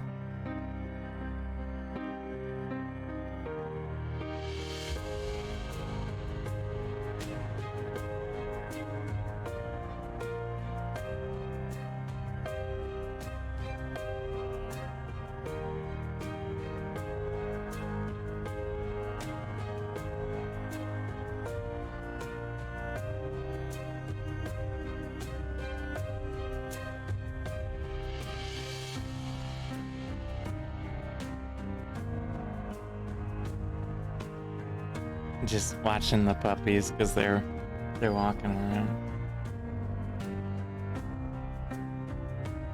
One of our puppies needs some love.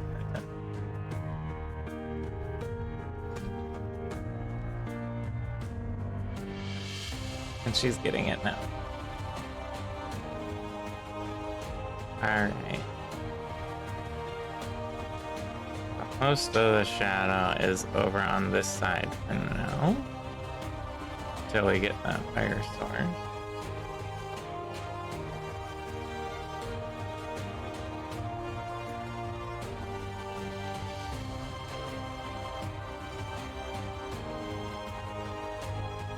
Just roughing in our shadows. Oh.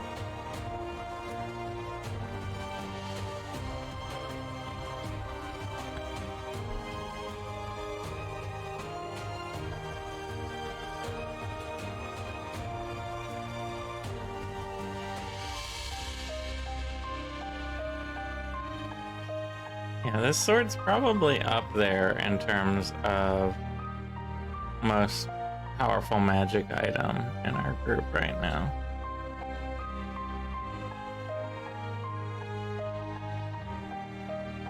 Honestly.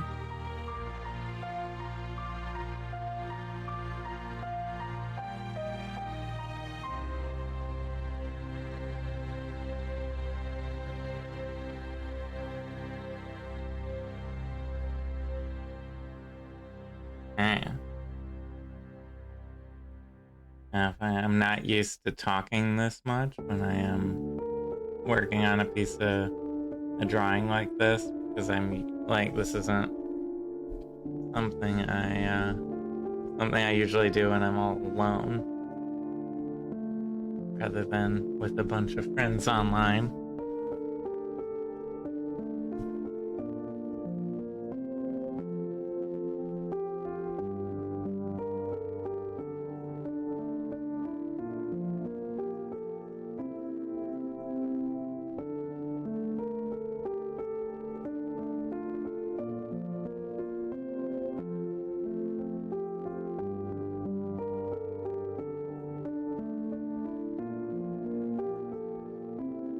And some of these shadows here are gonna be kind of faded out as I shade. But here's our rough, normal shadow pattern. Our pre-lit sword shadow pattern. Now that I have the sketch off, I can do some mild editing on areas where it was maybe covered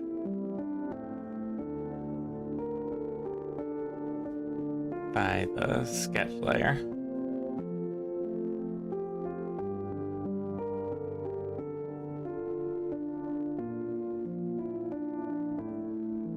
But I think this will give us a good start. I'm gonna add a couple random little splotches of shade over here in these areas that I can sort of diffuse, just to create a slightly inconsistent surface.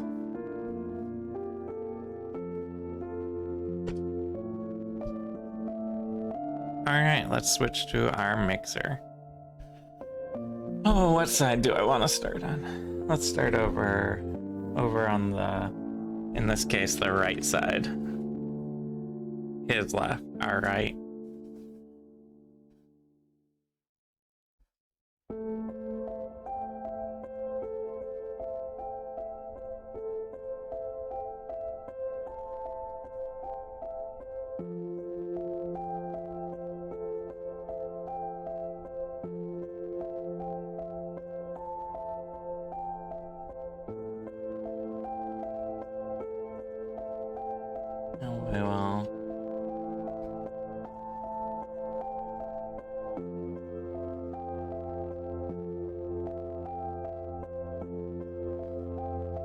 Just start getting this blended.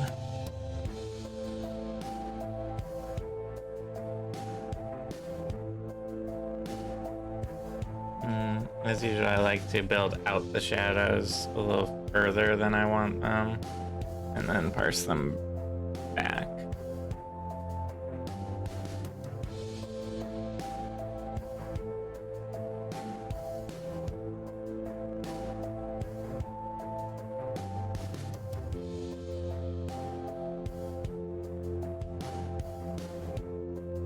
Also weird not being on camera. I feel like I could like I don't have to worry about if I'm framed right. And since this is like the only thing I think we've done where we haven't had a camera on me.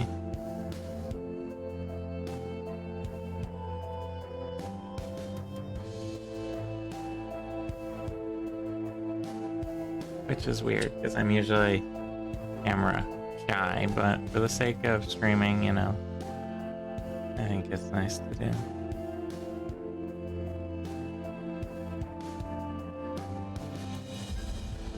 One of our puppies is fast asleep, the other's out exploring the room.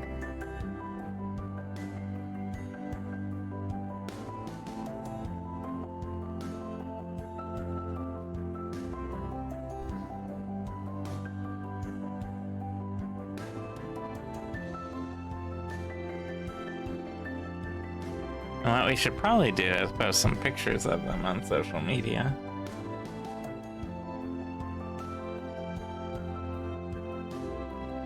Oh, we have two puppies. They're technically cousins, but we're just calling them sisters because they're about 4 days apart in age.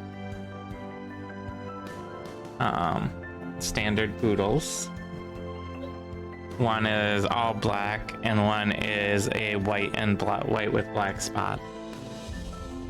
She looks a little like a sheepdog, actually, which is cute.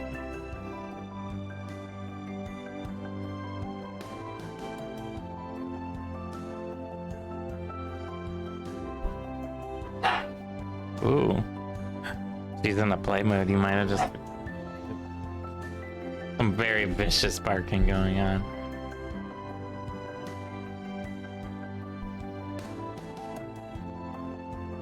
And it's fun. Whoa. Ooh, wow. I guess it's time for fun. Poodle, the name Poodle. Although I think poodles are technically like the national dog of France. The name Poodle actually comes from Pixo Puppies on Twitter when. If I remember, I will put some on after the stream today. Even though the poodle is like the national dog of France, the name Poodle actually comes from German, which is like Pudeln, to like splash about in water. Just kind of weird pop-up on. That was weird.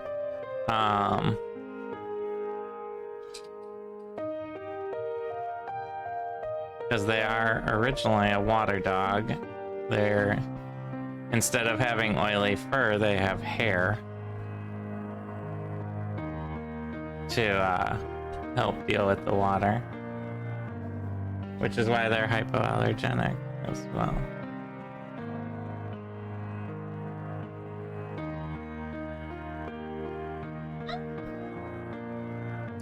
You might be hearing some little whines. That's actually because they're about 2 months old, a little over 2 months old, so they're learning some biting training because they want to chew on everything right now, and you have to sort of teach a puppy that it's not okay to bite people because that they're used to playing with their litter mates, and they you know, puppies will grab onto each other with their mouths and stuff like that. So they need to sort of slowly learn how to gauge their bite when they have baby teeth that can't really hurt you. Yeah, they were originally bred for hunting ducks and other water birds. Yeah, exactly. So they're very smart. They like to go in the water.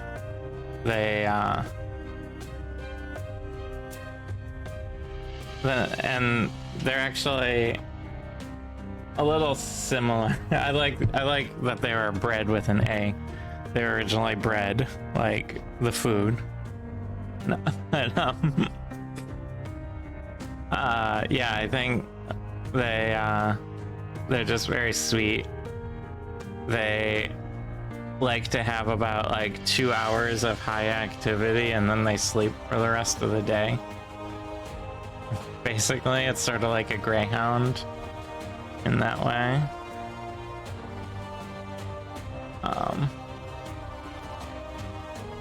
And yeah, they're just very sweet dogs. Often I find that people will get some like poodle mix, like a labradoodle or a golden doodle, things like that. And basically what they're doing is like, I would like a golden retriever, but I would like them to be like better. I'm biased for poodles, but so they include poodle because poodles have this like very smart, good temperament and less no oily fur, which leads to dog smell. You know, like wet dog smell, and you pretty much avoid that altogether with a poodle, which is nice.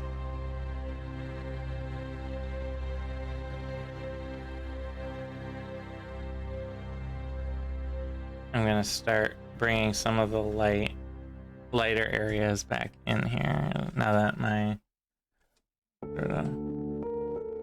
for some reason, unexplainable, I am going in reverse of what I was doing up above, and I'm starting from below and working up rather than top down.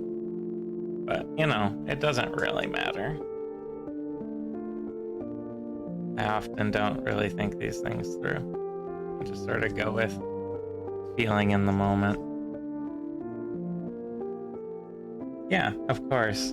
You're gonna prime and test a few prints, see how details go? Well, hopefully everything works out well. Testing prints is always an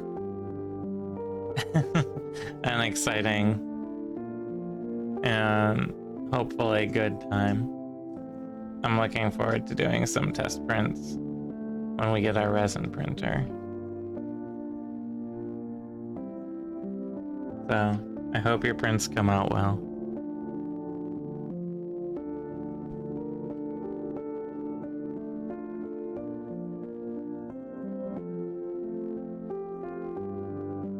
Alright, so...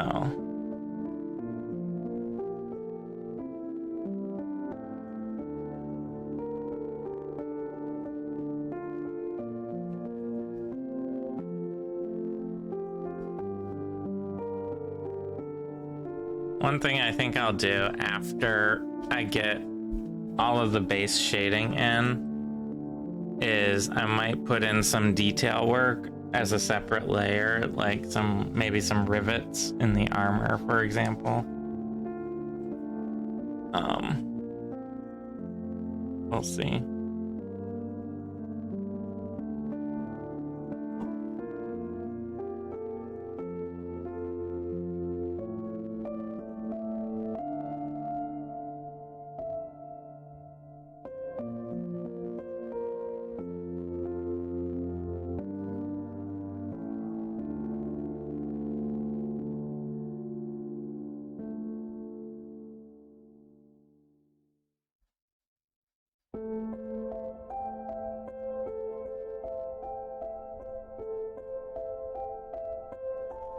It feels like the music got quiet.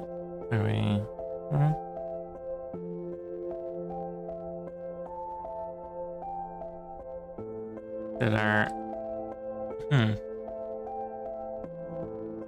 Did our music player crash? I am checking our music here because it seems to be frozen.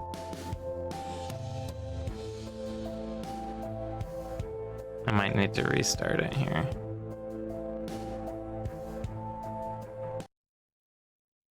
So bear with me, but I don't want you to go without music, especially as I sort of sporadically talking.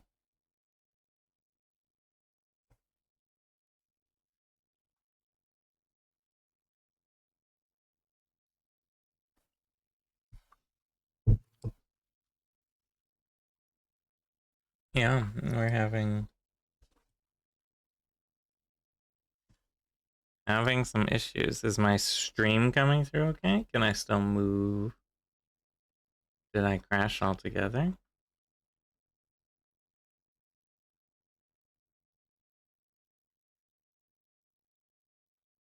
Well, we're having some technical difficulties.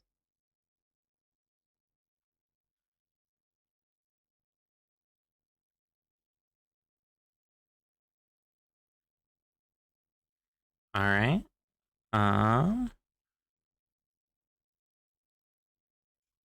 Interesting. Well, this is what happens when you're trying a brand new system for the first time. Sometimes there's some growing pains.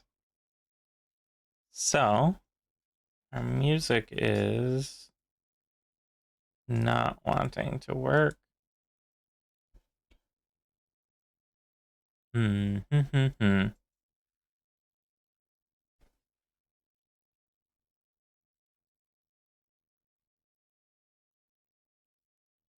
I'm trying to restart the program.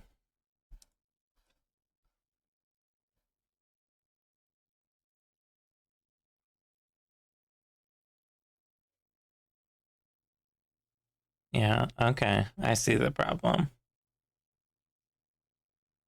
It looks like we're having some memory issues, which doesn't really make sense. So what I'm gonna do is put us on break for a second while I figure out what's going on. Be right back.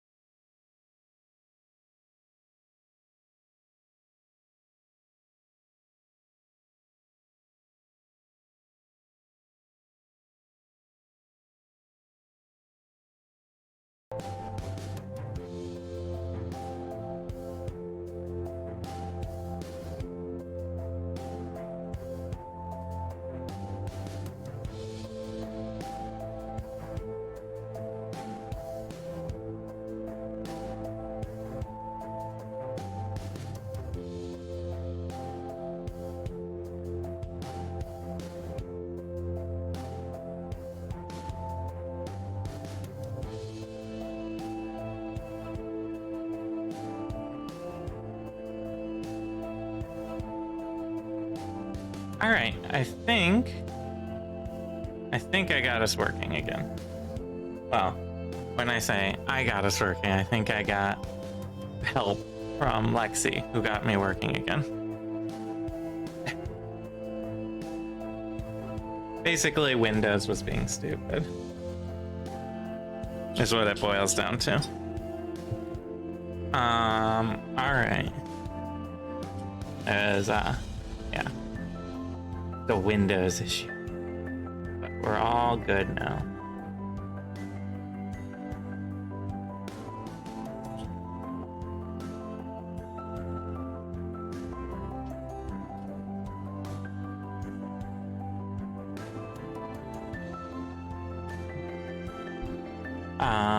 Alright, so we are working on this leg armor still.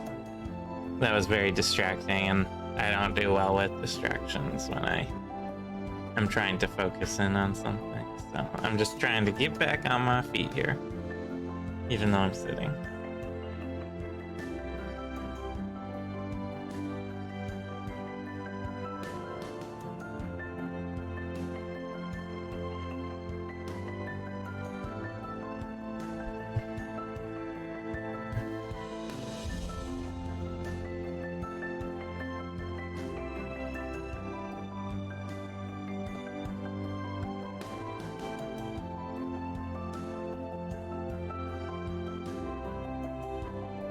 I have a puppy on my lap right now helping me with that.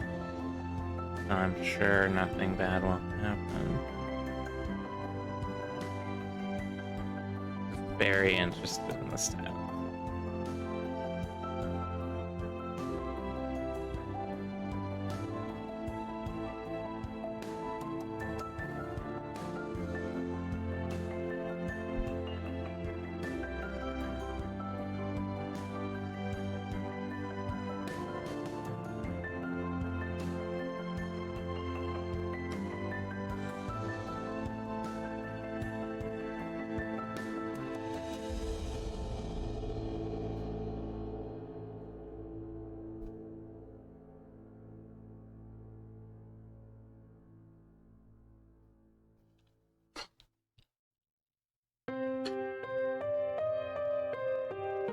That was her coughing.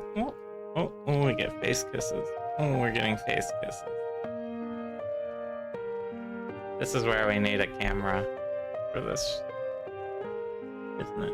To have this little puppy time. That's my microphone, leave it alone.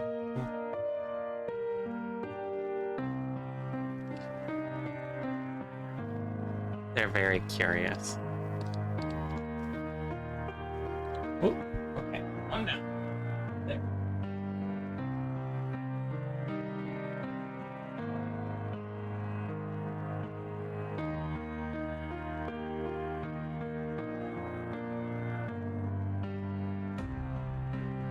So, hopefully, my goal today is to get through all the plate mail at least. You know, that's where I'd like to be, is get through the plate mail.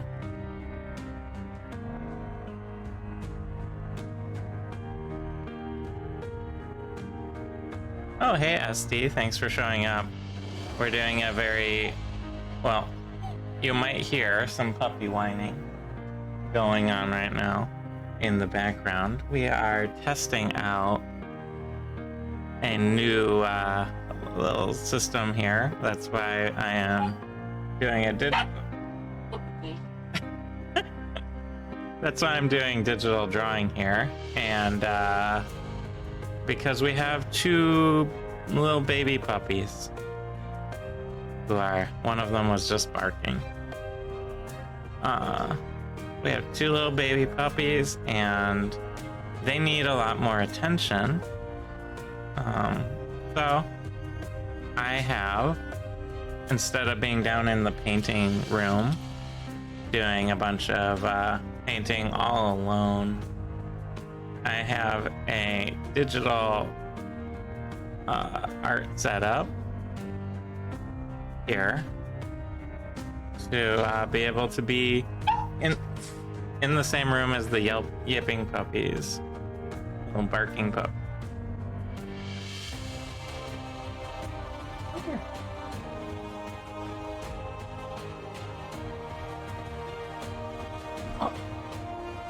they're getting taken out to use the bathroom one at a time right now, and they're very upset that they don't get to both go outside for an extended period of time right now. Exactly. Yes, we have a pair of 2-month-old poodle puppies who are curious and rambunctious, and I don't have any sound filters on right now that would filter out barking, so I'm sure you're gonna periodically hear some.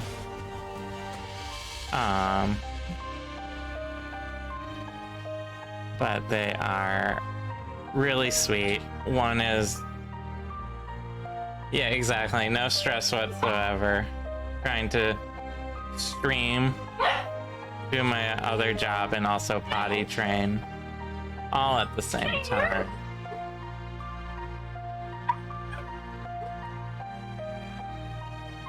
One's throwing a tantrum because her sister's outside.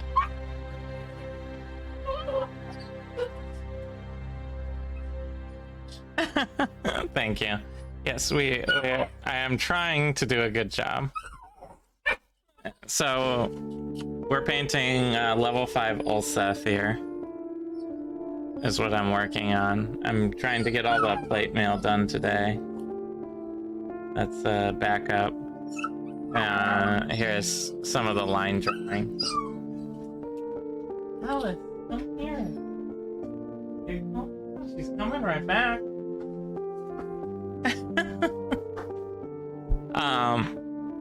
So this is our level 5 character art. I have done one for Soria, and I am working on ulseth now. 9s will be next. And I figured, since I have to be up here with the puppies, I might as well stream it rather than just do it on my own.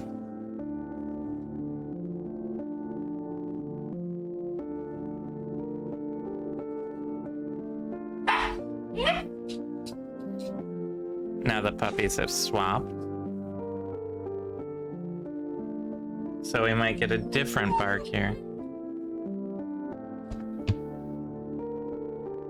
We'll see. I'm gonna be petting her head with one hand while I draw with the other. This is multitasking.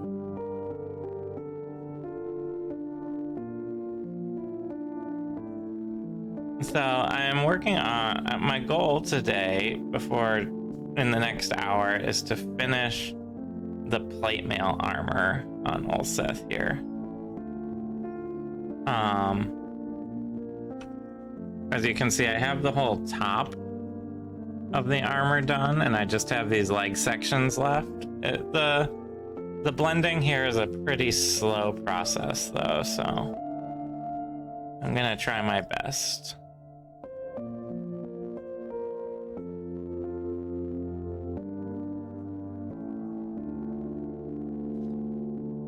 We're gonna just keep building out the shadows and then pulling them back. It's very slow, subtle work. It's not as dramatic. Yes, yeah, and I'll try and do a flip. You won't be able to see it because I don't have a camera, but... Ooh, actually, wait. I have an idea. Let's see.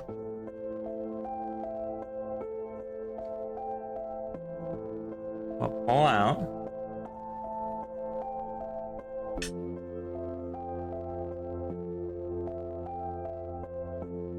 And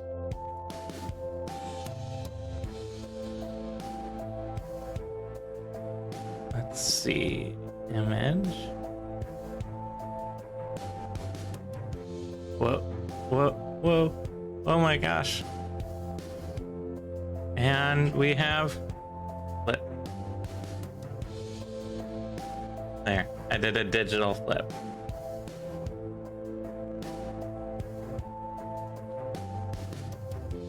I hope that was as good for everyone as it was for me.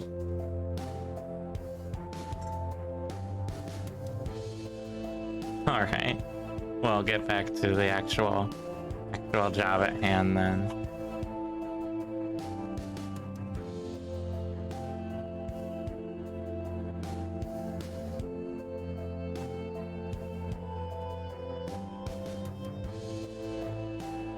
See, even in this new format, I can still do some flip. So we're not completely in new territory. We still have some traditions that carry over.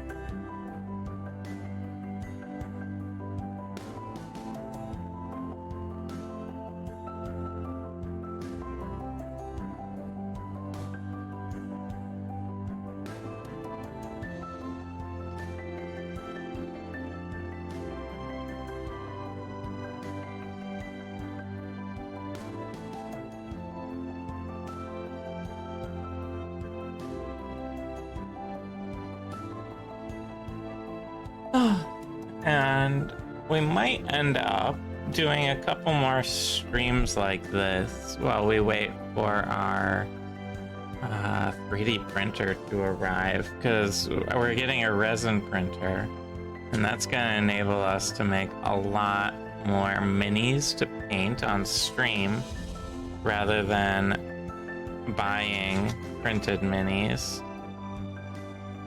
So it'll be a lot more cost effective for our normally scheduled painting program. So we're kind of running out. We're gonna be doing some terrain dungeon tiles in the near future here, but as far as like the monsters and characters and stuff, our big mini project is we have received our level 5 character minis. So getting those painted will be probably the bulk of the few episodes coming up.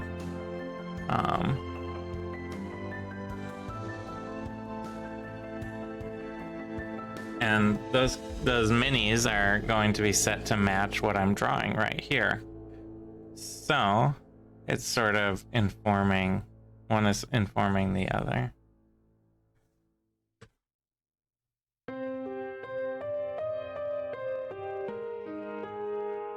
And vice versa.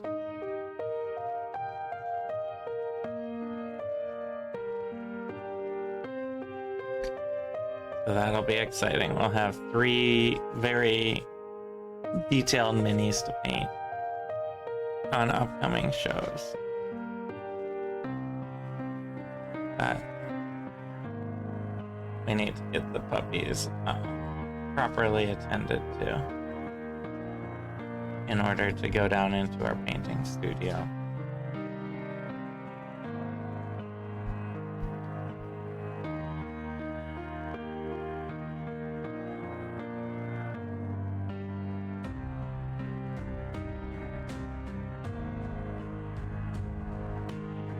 All right. Well, that should be good on that segment for now.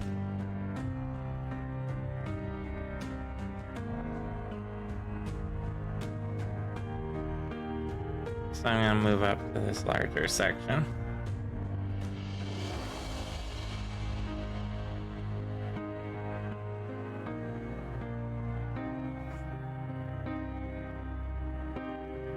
Just finishing off my coffee here.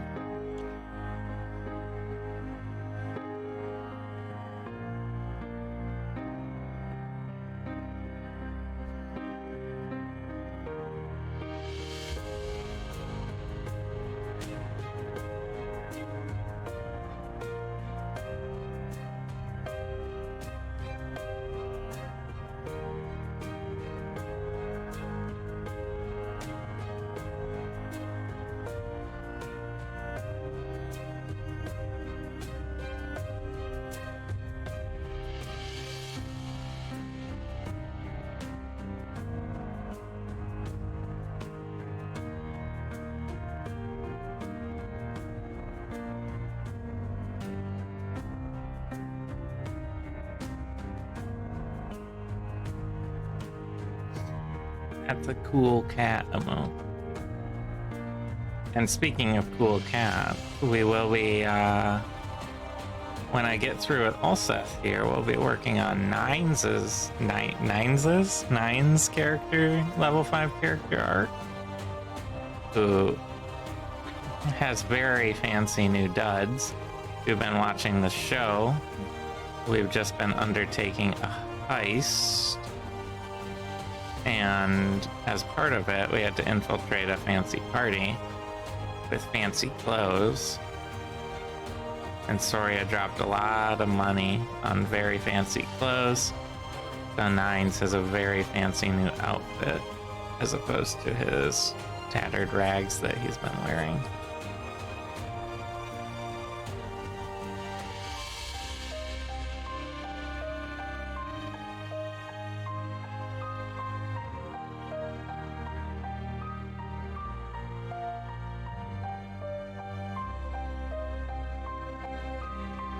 I think basically Soria is Nine's, like, mom in this, because I cook Nine's food, I buy him clothes, I bought him his loot, actually, too.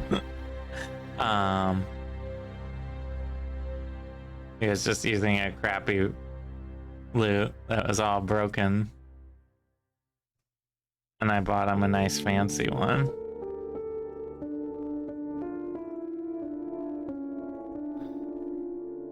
There's the phone. Alright, so we are getting along on the legs. I have, you know, a little 50 minutes left. I think I can get the plate mail done in that amount of time. I hope so.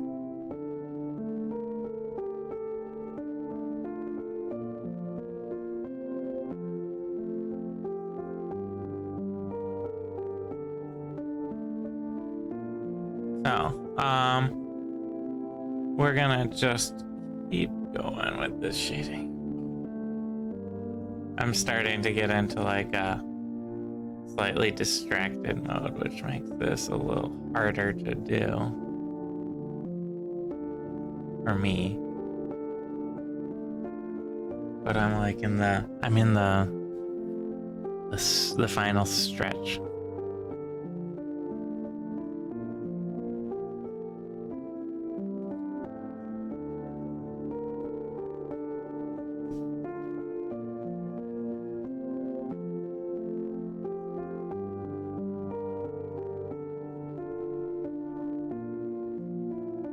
I just need to refocus up and push to the end.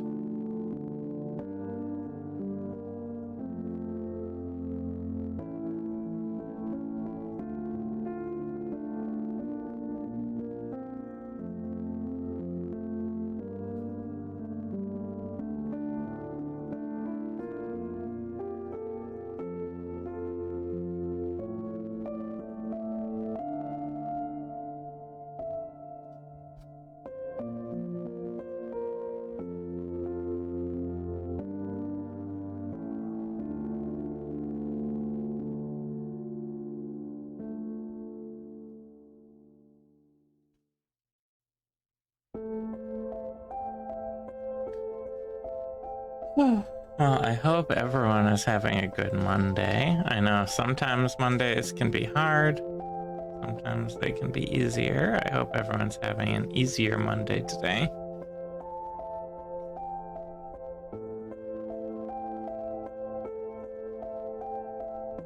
We didn't get a ton of sleep last night with the puppies. You know, they're actually, I'll be fair, they're pretty good about sleeping most of the night.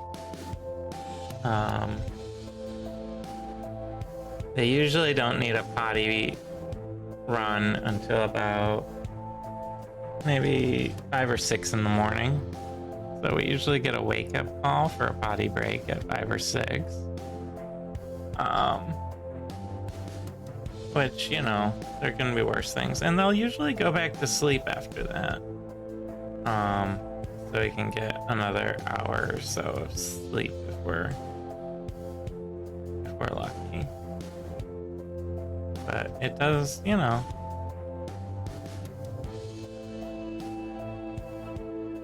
They're getting used to a new place. We're getting used to their rhythms and what they need. You know, it's just a lot of learning happening all around.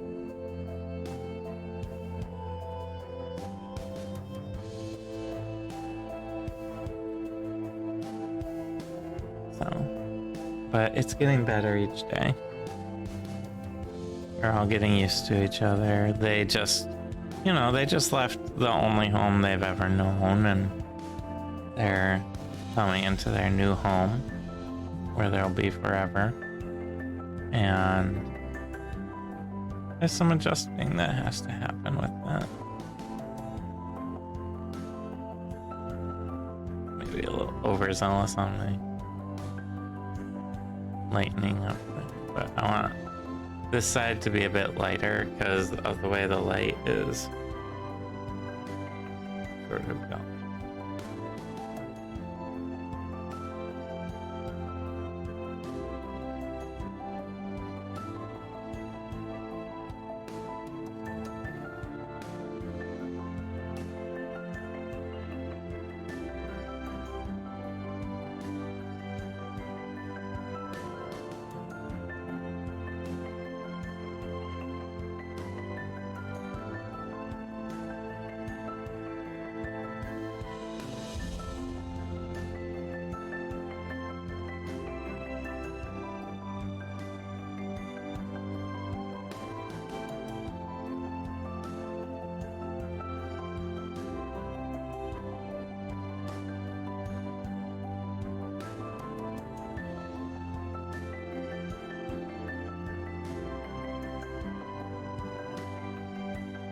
Alright, getting some of these transitions, if shadow, a little smoother.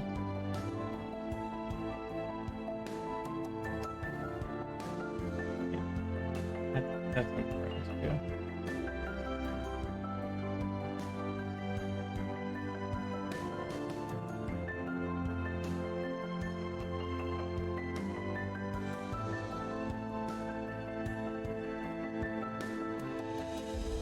And just so people are aware, I think it's a minor thing, but I think my little tech issue, the chat's not updating on screen, but I can still see chat just fine on my separate device. It's really not a huge deal, but we might get it fixed quick.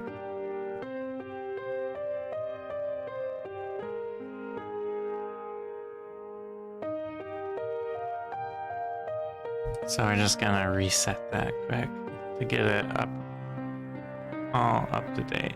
We're refreshing. Alright, so yeah, there we go. Now when people chat, it should come through just fine.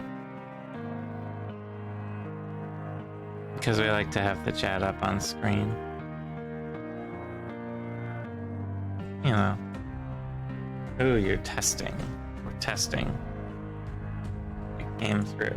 Yes. It looks like we're all good. So these are the fun little growing pains of trying out a whole new system that we put together the day before. But honestly, it's going quite smoothly. Lexi did a really good job with what time we had and with puppies on top of it, of getting this all going. I'm actually very impressed.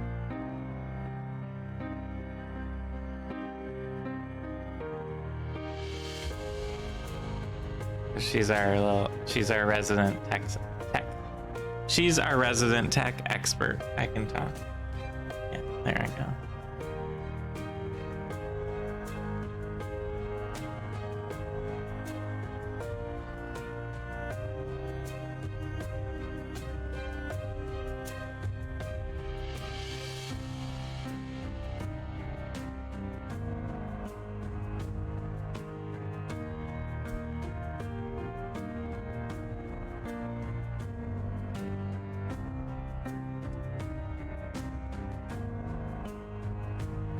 Alright. Once I smooth out a couple areas here, I think I'm gonna move on to the other side so I can stay on track for getting the plate mail put in. And another thing I might do later on, once I'm done with all this shading, is put in some highlights, which can really improve the contrast of a piece pretty dramatically.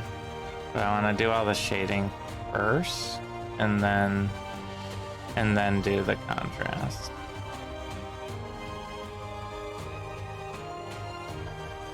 Because that's just do the highlights after I do the shading, because that's just how I like to work. So we're gonna be sliding over to the other side.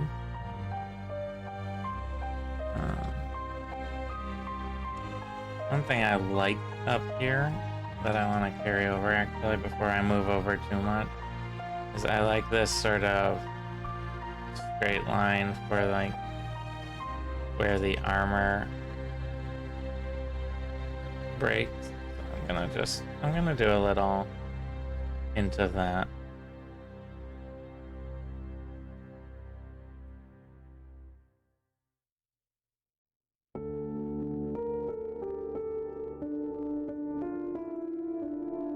Over here.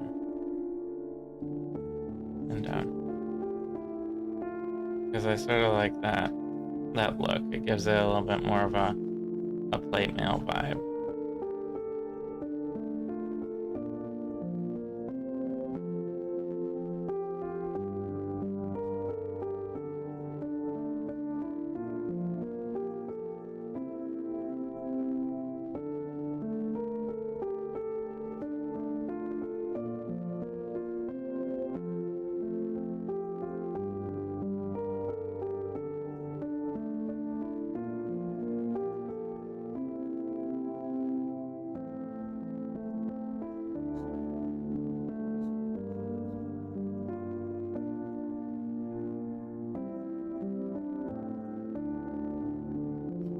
Okay.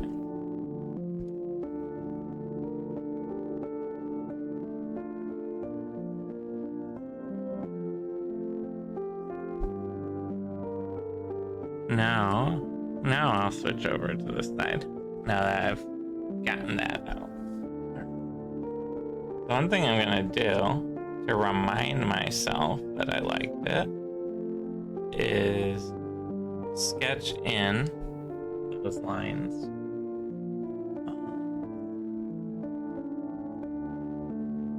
Quickly, just so I remember what they are. I like to try and sometimes I'll make notes to myself, basically, not like actual notes, but like little visual cues of something to help myself remember where I want something.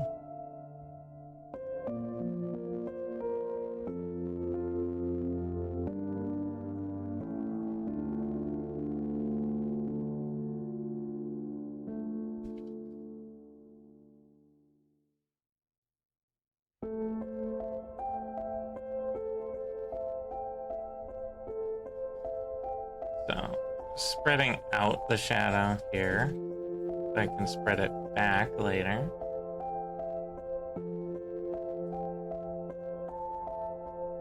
I'm very much looking forward to being done with the plate mail.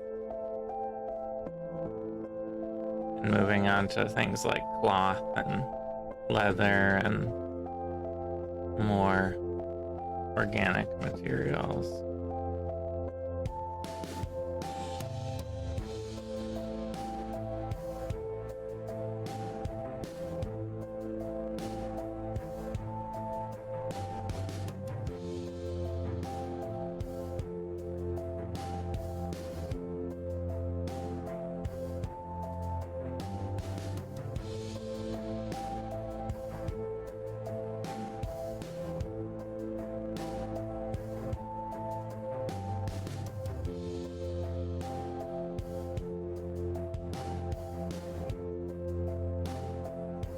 I sort of want to create the edging between the plate by using little aspects of the light and shadow.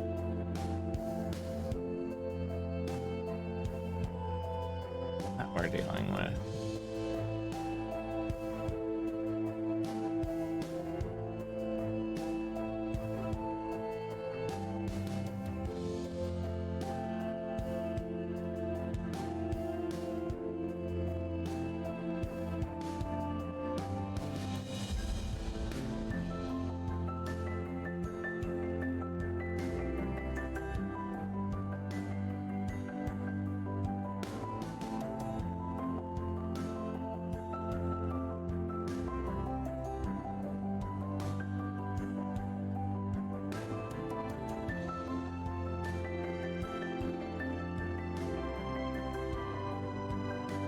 I'm spreading out these shadows fairly roughly, and then I can sort of clean up any details that look out of place as I go.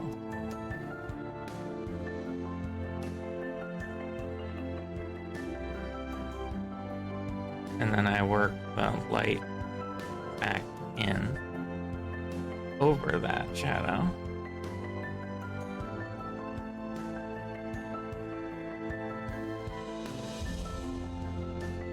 Just this give and take, a little dance between.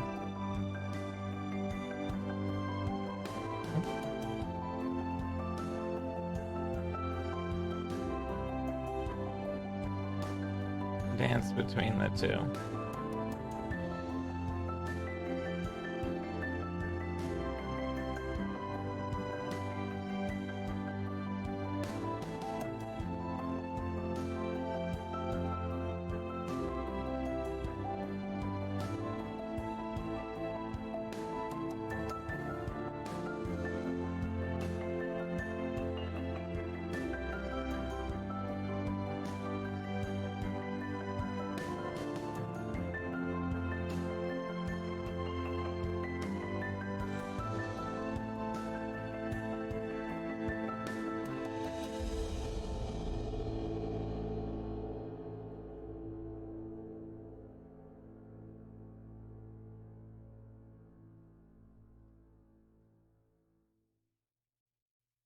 And then next time that I do this, I'm going to try and remember to stream in the art channel. I think I am streaming in the Dungeons and Dragons channel right now. Because our last stream was our main D&D show, and I forgot to change it.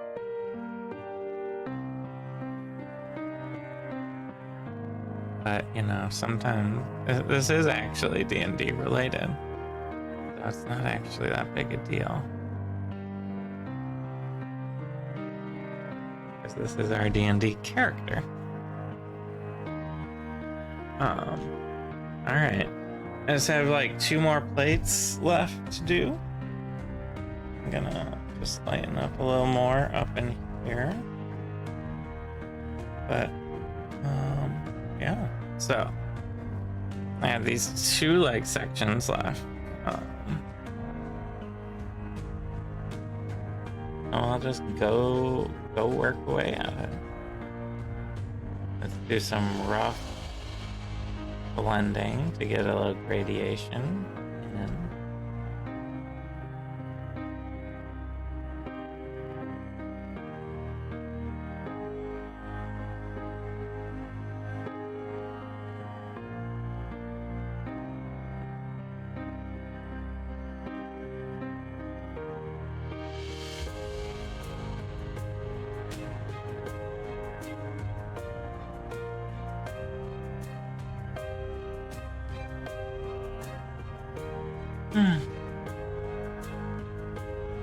I'm gonna need to start thinking about what I want to do for lunch. I wonder what's everyone else doing for lunch if you're not lurking right now, because I'm trying to think through what are my lunch options.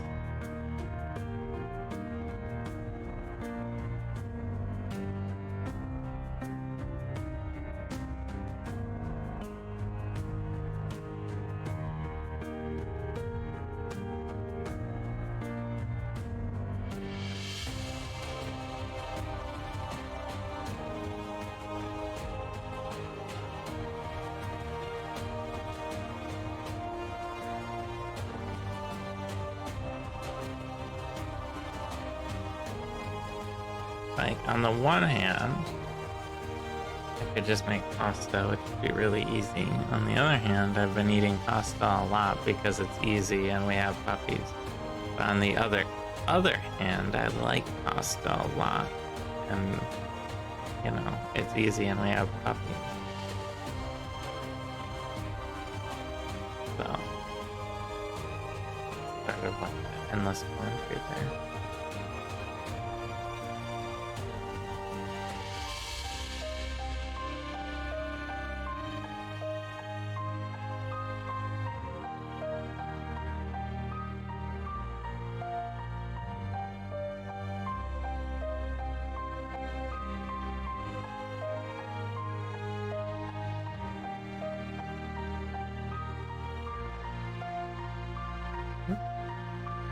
This is where I'm glad I'm doing digital, because I have an undo button.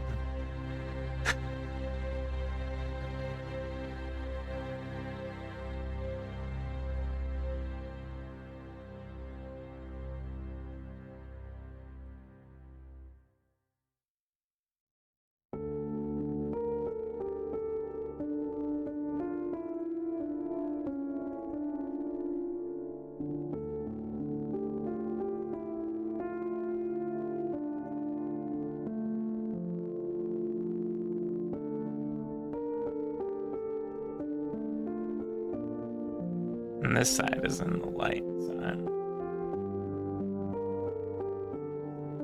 I'm gonna be fairly...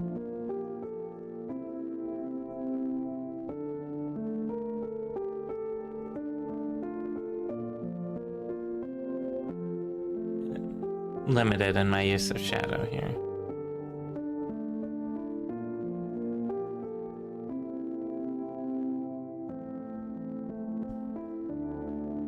Alright. This is coming along okay, I'd say. I think this is going alright.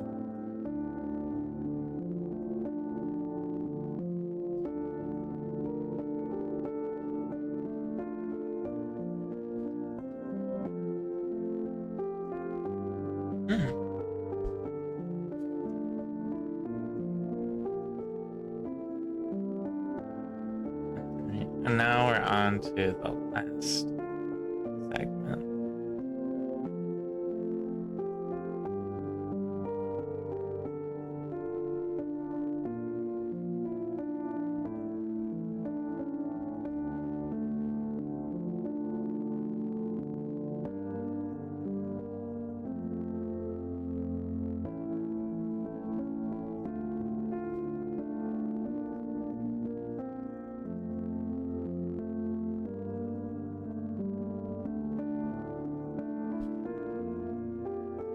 Just start roughly spreading this all out.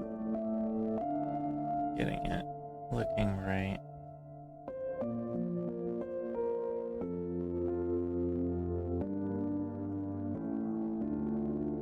Hopefully ulseth will be pretty cool when we're done. It'll take a little while, but we're getting some.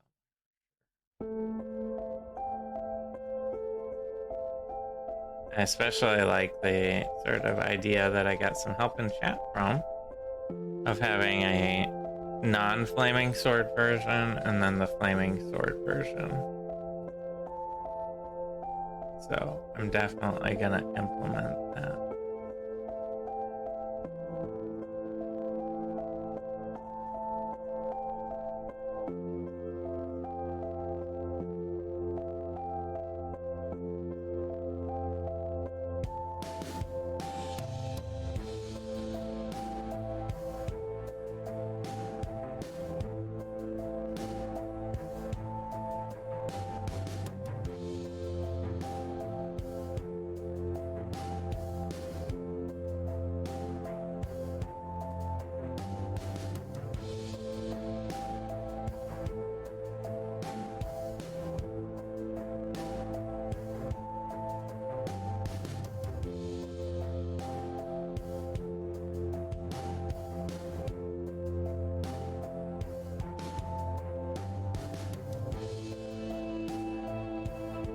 Oh, you need a flip.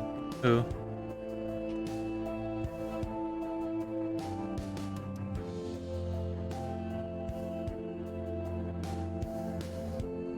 Alright.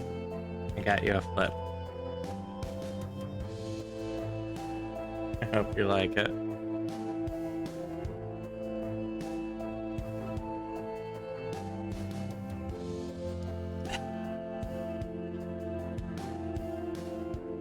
You gotta carry on the traditions even in a digital world.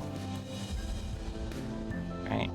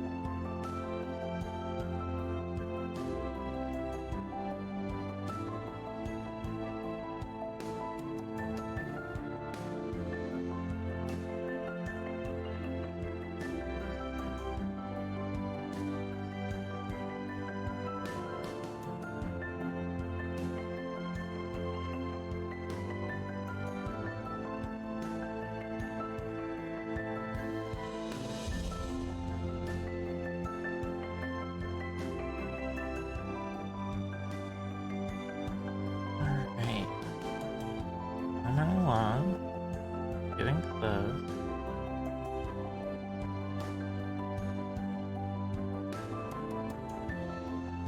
And then one thing that I'm gonna be needing to do after I finish all of this, I'm planning to go back over level 5 ulseth Ralph getting painted Wednesday. Oh, are you gonna be painting the miniature? Is that... Well, I don't know if that's actually you, Dan. I don't know your Twitter handle.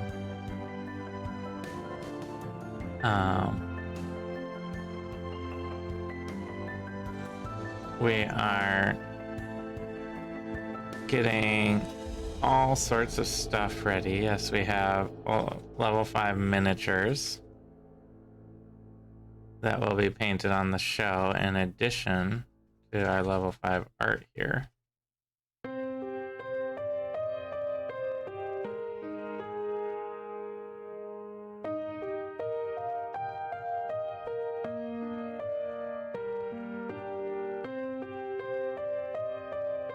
So we're gearing up for level 5. We just got a whole bunch of new paints. We got our miniatures ready. It'll be very exciting.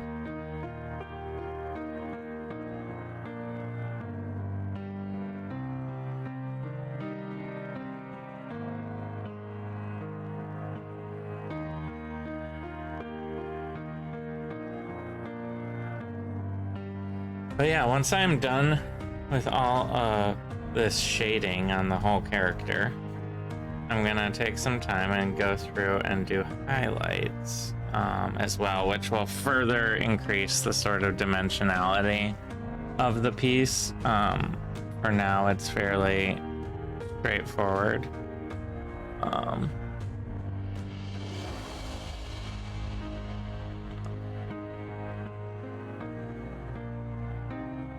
Angle that out a little, like that.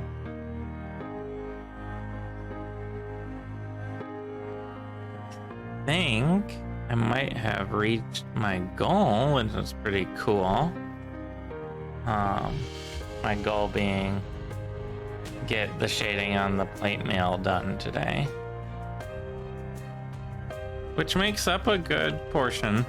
You know, I'd say almost a third of the whole piece is just the plate mail. So I'm happy that I got through all that. I'm probably gonna work on the green sections next. We have a belt, some pants, boots, and scabbard over on the side where his alashalar is sitting behind the arms. So since I only have 20 minutes left, maybe what I'll do is start work on the belt, because that's pretty small and manageable. I think that's a good idea. I'm gonna do one or two more tweaks on the line of this plate mail here. I feel like these plates need to be going outward a little more.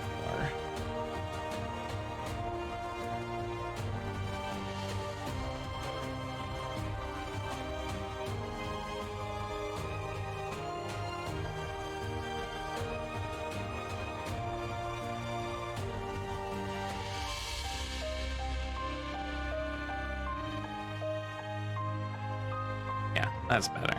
It was curving in too much. Now it's better. Now it's much nicer. So let's look at the belt here. Get myself sort of centered in on the belt. I have two sides, obviously. We'll grab the color and get a darker version of that color. And I'm gonna pull up my sketch here. So I have most of the shading on the darker side. Makes sense. You know, along the hilt of the sword is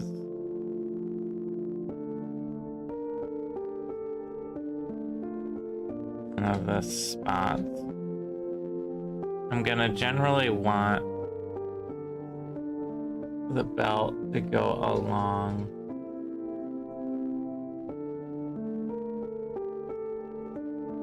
the bottom, because shadows tend to be lower on a form.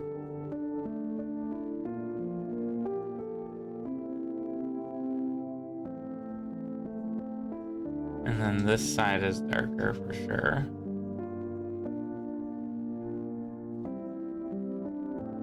And under the arm here, which is over the top of everything. You know, it's sticking forward in space. So this side should be darker.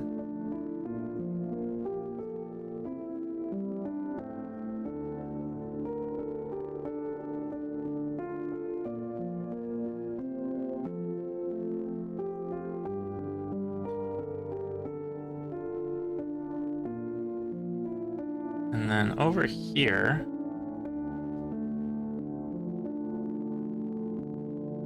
I'm gonna do something not too dissimilar. You know, you want the shadows to fall in a way that makes sense.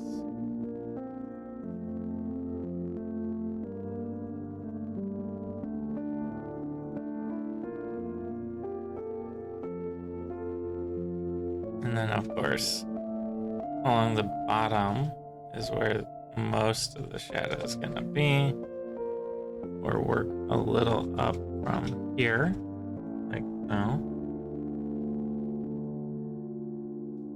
I'm gonna put a couple random swatches of dark in just to break up some of the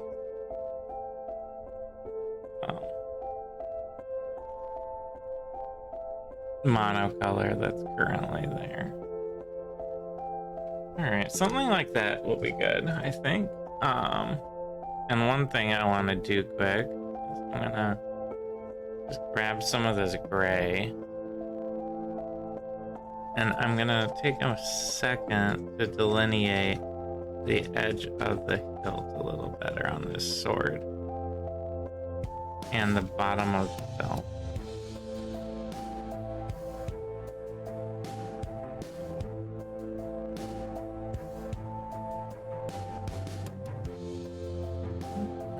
Do just to get that looking a little more correct. All right, so in the last 15 minutes or so here, I'm gonna be working on the belt while stretching. It's always important when you're working for an extended period, sitting down, to give yourself a little bit of a stretch so you don't get all tense. All right.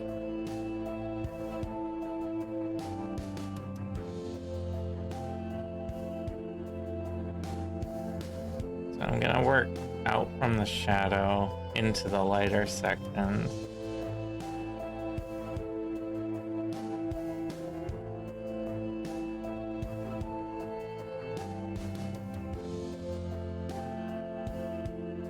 For now.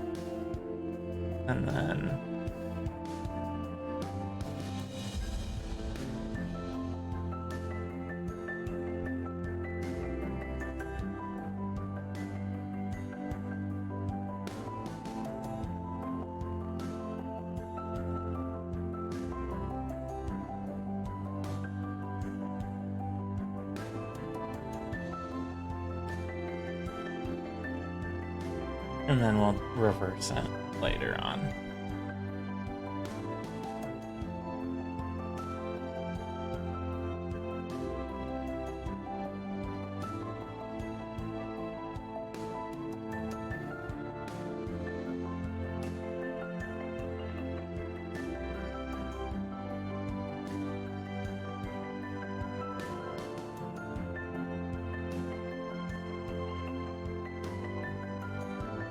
This is a very nice. So also sort of color combo. We each decided like a character color combo when we first started.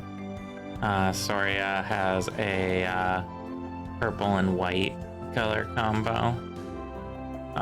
Ulseth is green and silver. So we have silver plate mail here. And then like green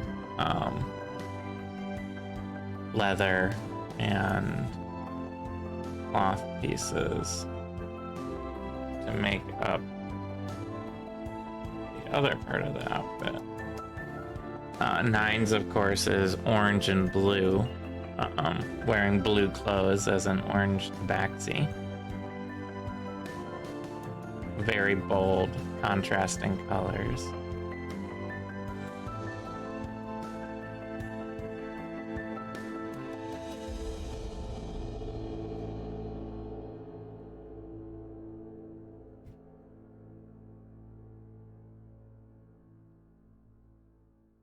And I'm kind of liking this belt a little on the darker side. Just to get some nice contrast here.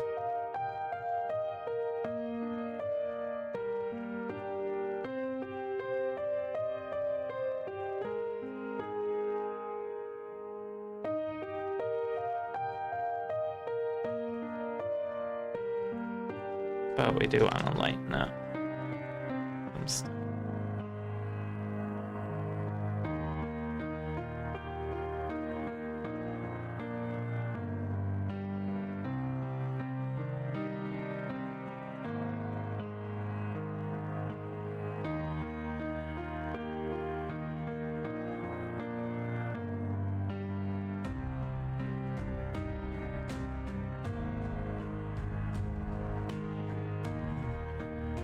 Yeah, that belt's looking pretty good, I think.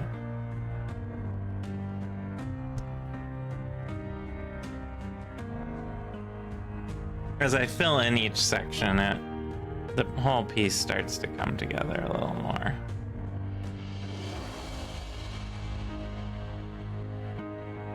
And then this side will be lighter, obviously.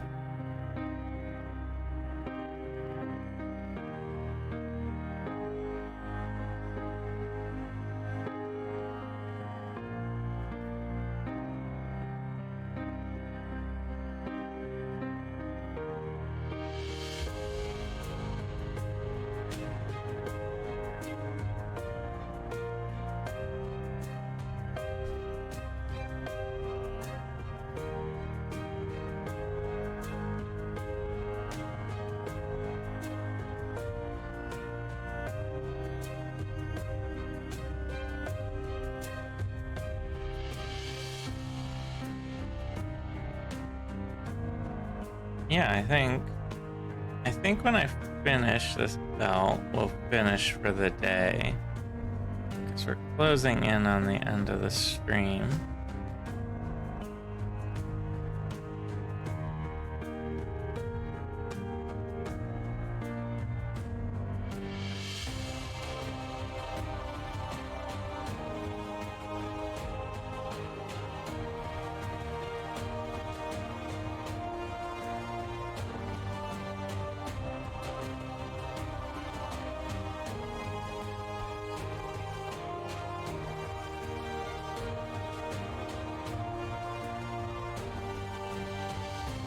I really appreciate all of you joining me for this new experiment.